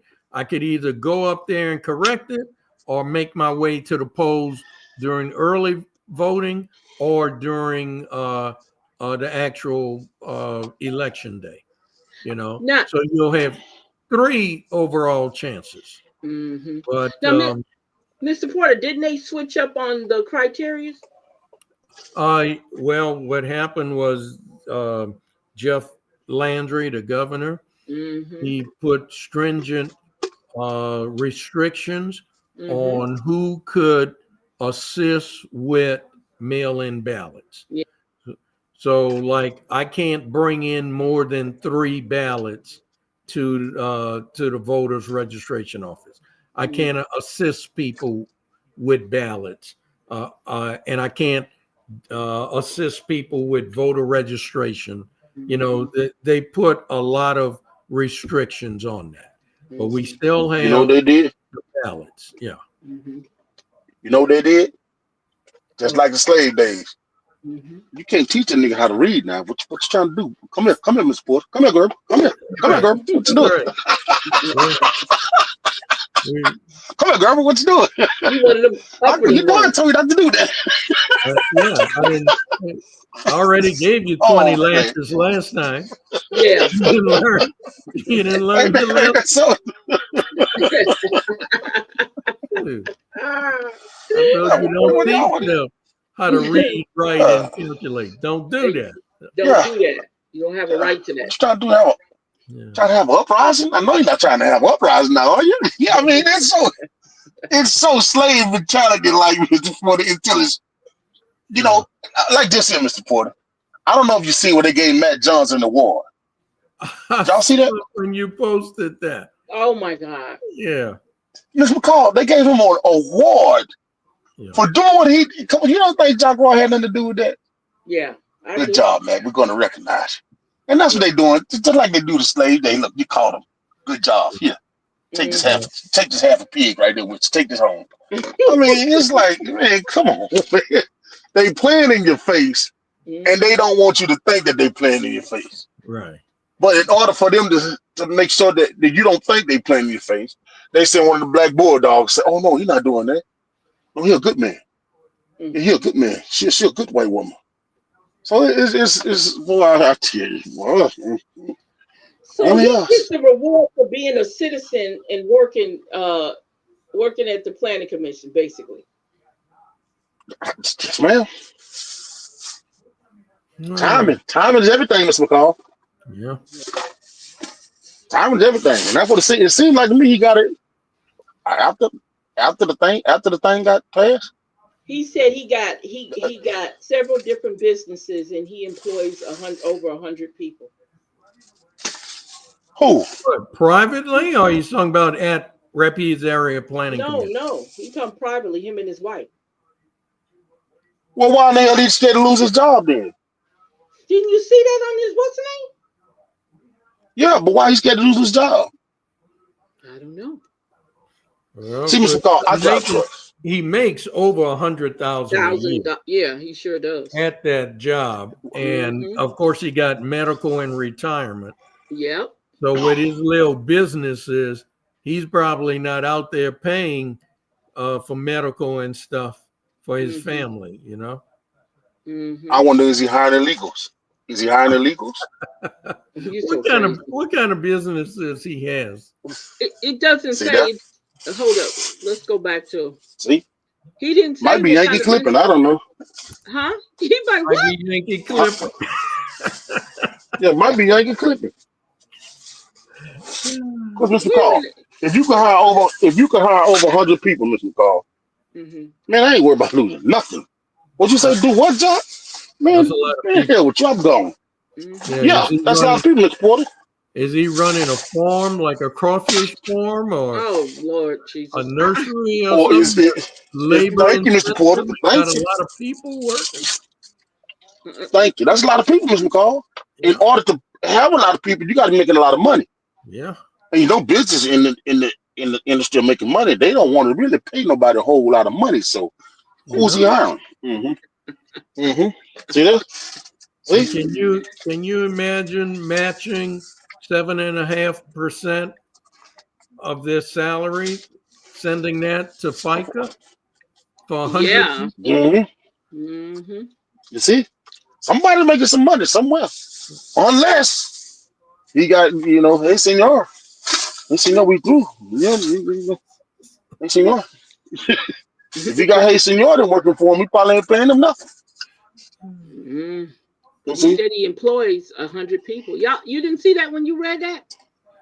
I seen it, but I didn't believe it. I didn't see it. I skipped right over that. Oh, okay. If I employed 100 people, you couldn't tell me nothing. You couldn't tell me a damn thing about work. I know. Dude, what? Because that's like a corporation. Some corporations don't have 100 people. No, that's considered a large business. Yeah, that's considered a large business. Yeah. Yeah. So if I'm making that kind of money, man, do what, Jaguar? You kiss my ass. I ain't doing nothing. When you fired, so what? I'm finna tell everything now. I'm finna tell it all. What I got to lose? And then I'm gonna get you on the Whistleblowers Act too. Think about it. I'm protected by the Whistleblowers Act. That's why, because these white folks, they know all of this, right? If he wanted to resist Jack Roy and then he ended up being fired, he would have launched a suit for wrongful termination against the police jury and brought all that stuff into bear and he Mhm. probably Thank would have won that suit. Sure would. Mm-hmm. Especially in a court of public opinion. Yeah. Mhm. Yeah. But Hey, in look, the look what they actual doing, y'all. court, then they would have Yeah. had him offer his job back too, you know? Mhm. Mm-hmm. Now I don't want to take it to the hostile work environment. Yeah. Mhm. I can't get hard at nighttime. I'm scared. Oh boy, All right. That's right. see, it's tricky. So do you really have 100 employees? Okay, so it I'm says talking. here. Okay, can you hear me? Yeah. Yes, ma'am. Okay, this is part of the little thing that they did. It says, and Sinla is truly home for the Johns family. Matt and his wife are raising 5 children here, and together they've started half a dozen local businesses that now employ nearly 100 people. He believes deeply in the future of Central Louisiana and often says he loves how our region offers big city amenities while still keeping a small town community driven feel. Y'all pay attention to when they say that. That's saying a lot. Okay, So, that small town mindset. Mm-hmm. That's letting you. That's that 50s and 60s mindset. mhm. Yeah. You know how I interpret that? Go ahead. That's not his and his wife businesses. That's businesses they help somebody start. Yeah, Yeah. I know. Now I know. They have a daycare. I do know they have a daycare. Okay. That ain't Yeah. 100 people. That ain't close to 100 people. We're gonna say 10 at the most. He said 6. Now he said a half a dozen Okay. businesses. So, Okay, we talking about daycare. but Man, you one don't of them might. own all the daycares around here. No, I'm just saying I think that's one of the businesses that I was told that he owns. I don't know if he still does it Okay. or not, but I do know he had a daycare. Okay. So that's one daycare. Say we got 10 people work there. We still need 90 more people to be in to count. Okay, so you split the rest of them up in the you're so crazy. In the rest, the 5 of the other businesses. We need 90 more people, Mr. McCall. Okay, so you have to split them up between the 5 other businesses. They probably hiding because Ice in Alexandria.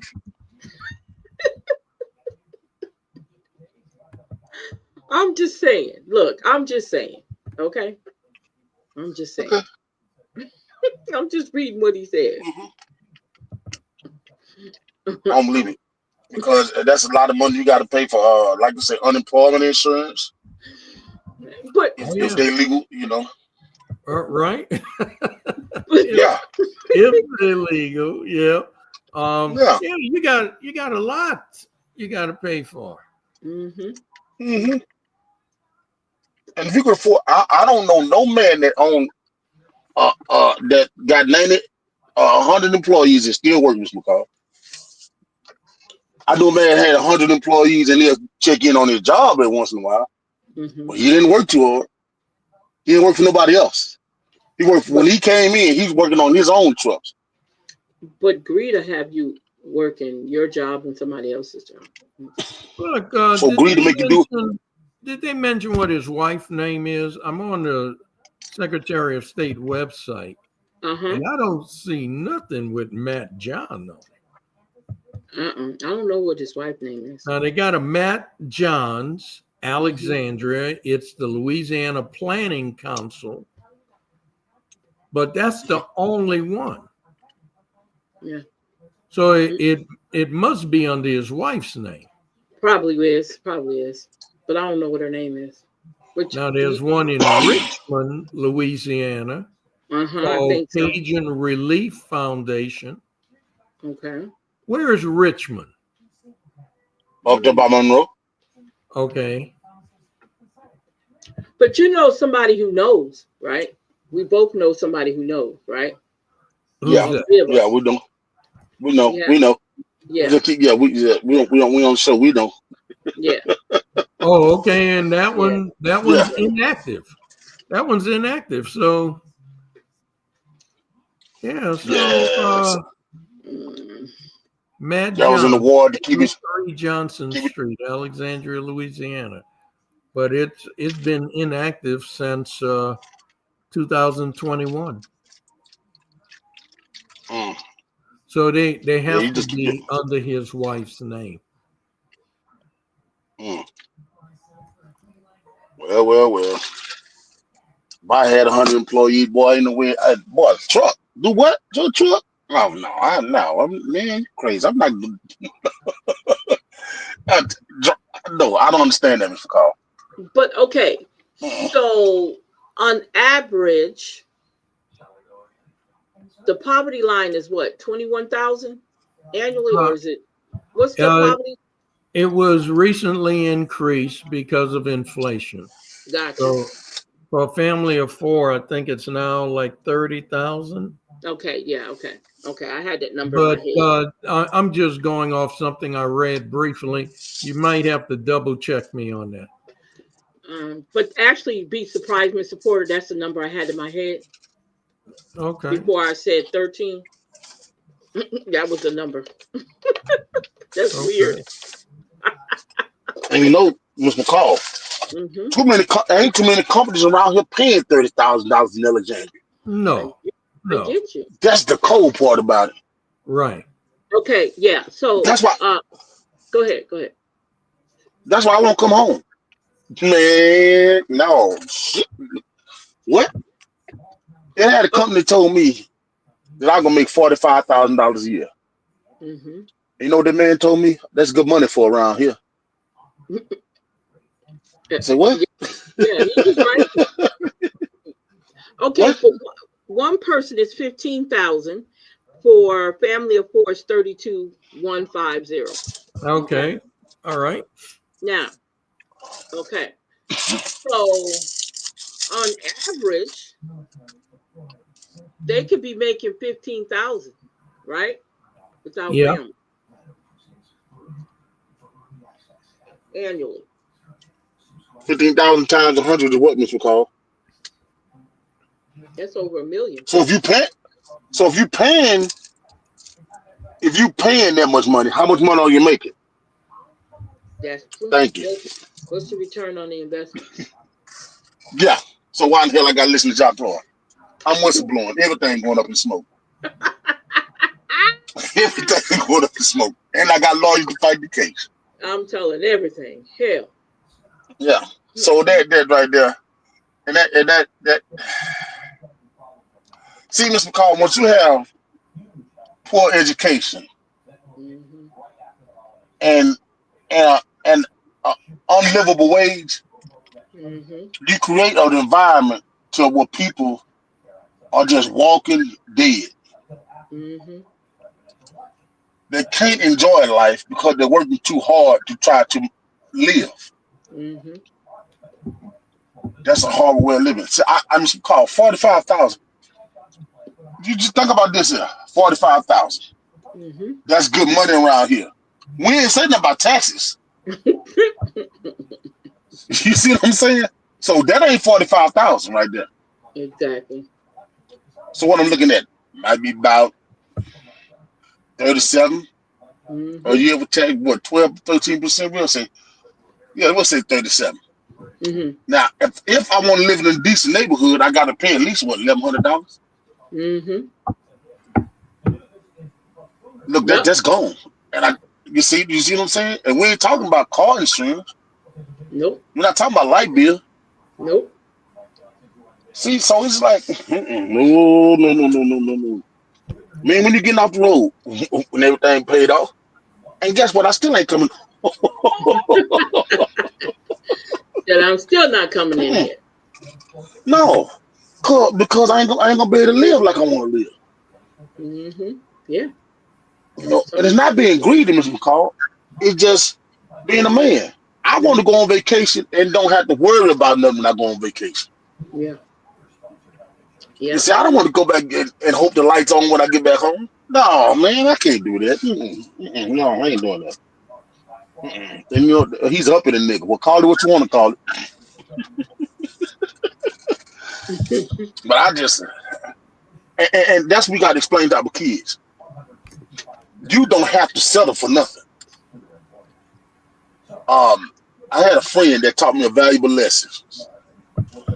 She was a nurse, and they told her about they was haggling about how much they wanted to pay her an hour. Mm-hmm. And by her being a nurse, she already had a job. She told that man,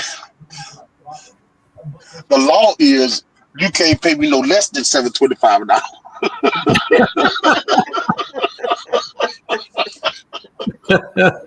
Just say that's the law. Now you can pay me anything you want to, but the law is you can't pay me no less than that. You know, so he wanted to pay her like $20 an hour. She wasn't taking it. Oh no, you got to give me 30. We can't do that. Okay, no problem. You know, but when she told me that, she said, "Hey man, you discuss what you gonna make. You don't let them tell you what you gonna make." Yeah, and hey, the law is you can't pay me no less than. You can pay me anything you want to pay me, but you can't pay me no less than. That's stuck in my head. That's still stuck in my head. No, we ain't doing that. So when I come home, hey, this what I want. Well, we can't pay you that. Oh, okay, no problem. You know, so yep. But guys, y'all take it easy. Mr. McCall, it's after 12 o'clock. Mr. McCall. Yeah, it is after 12. I'm sorry, y'all. But this was a very good, informative show. So most likely, Mr. Porter, are you going to go to the meeting? Are you going to go? The 8 and 9. I'm going to try to.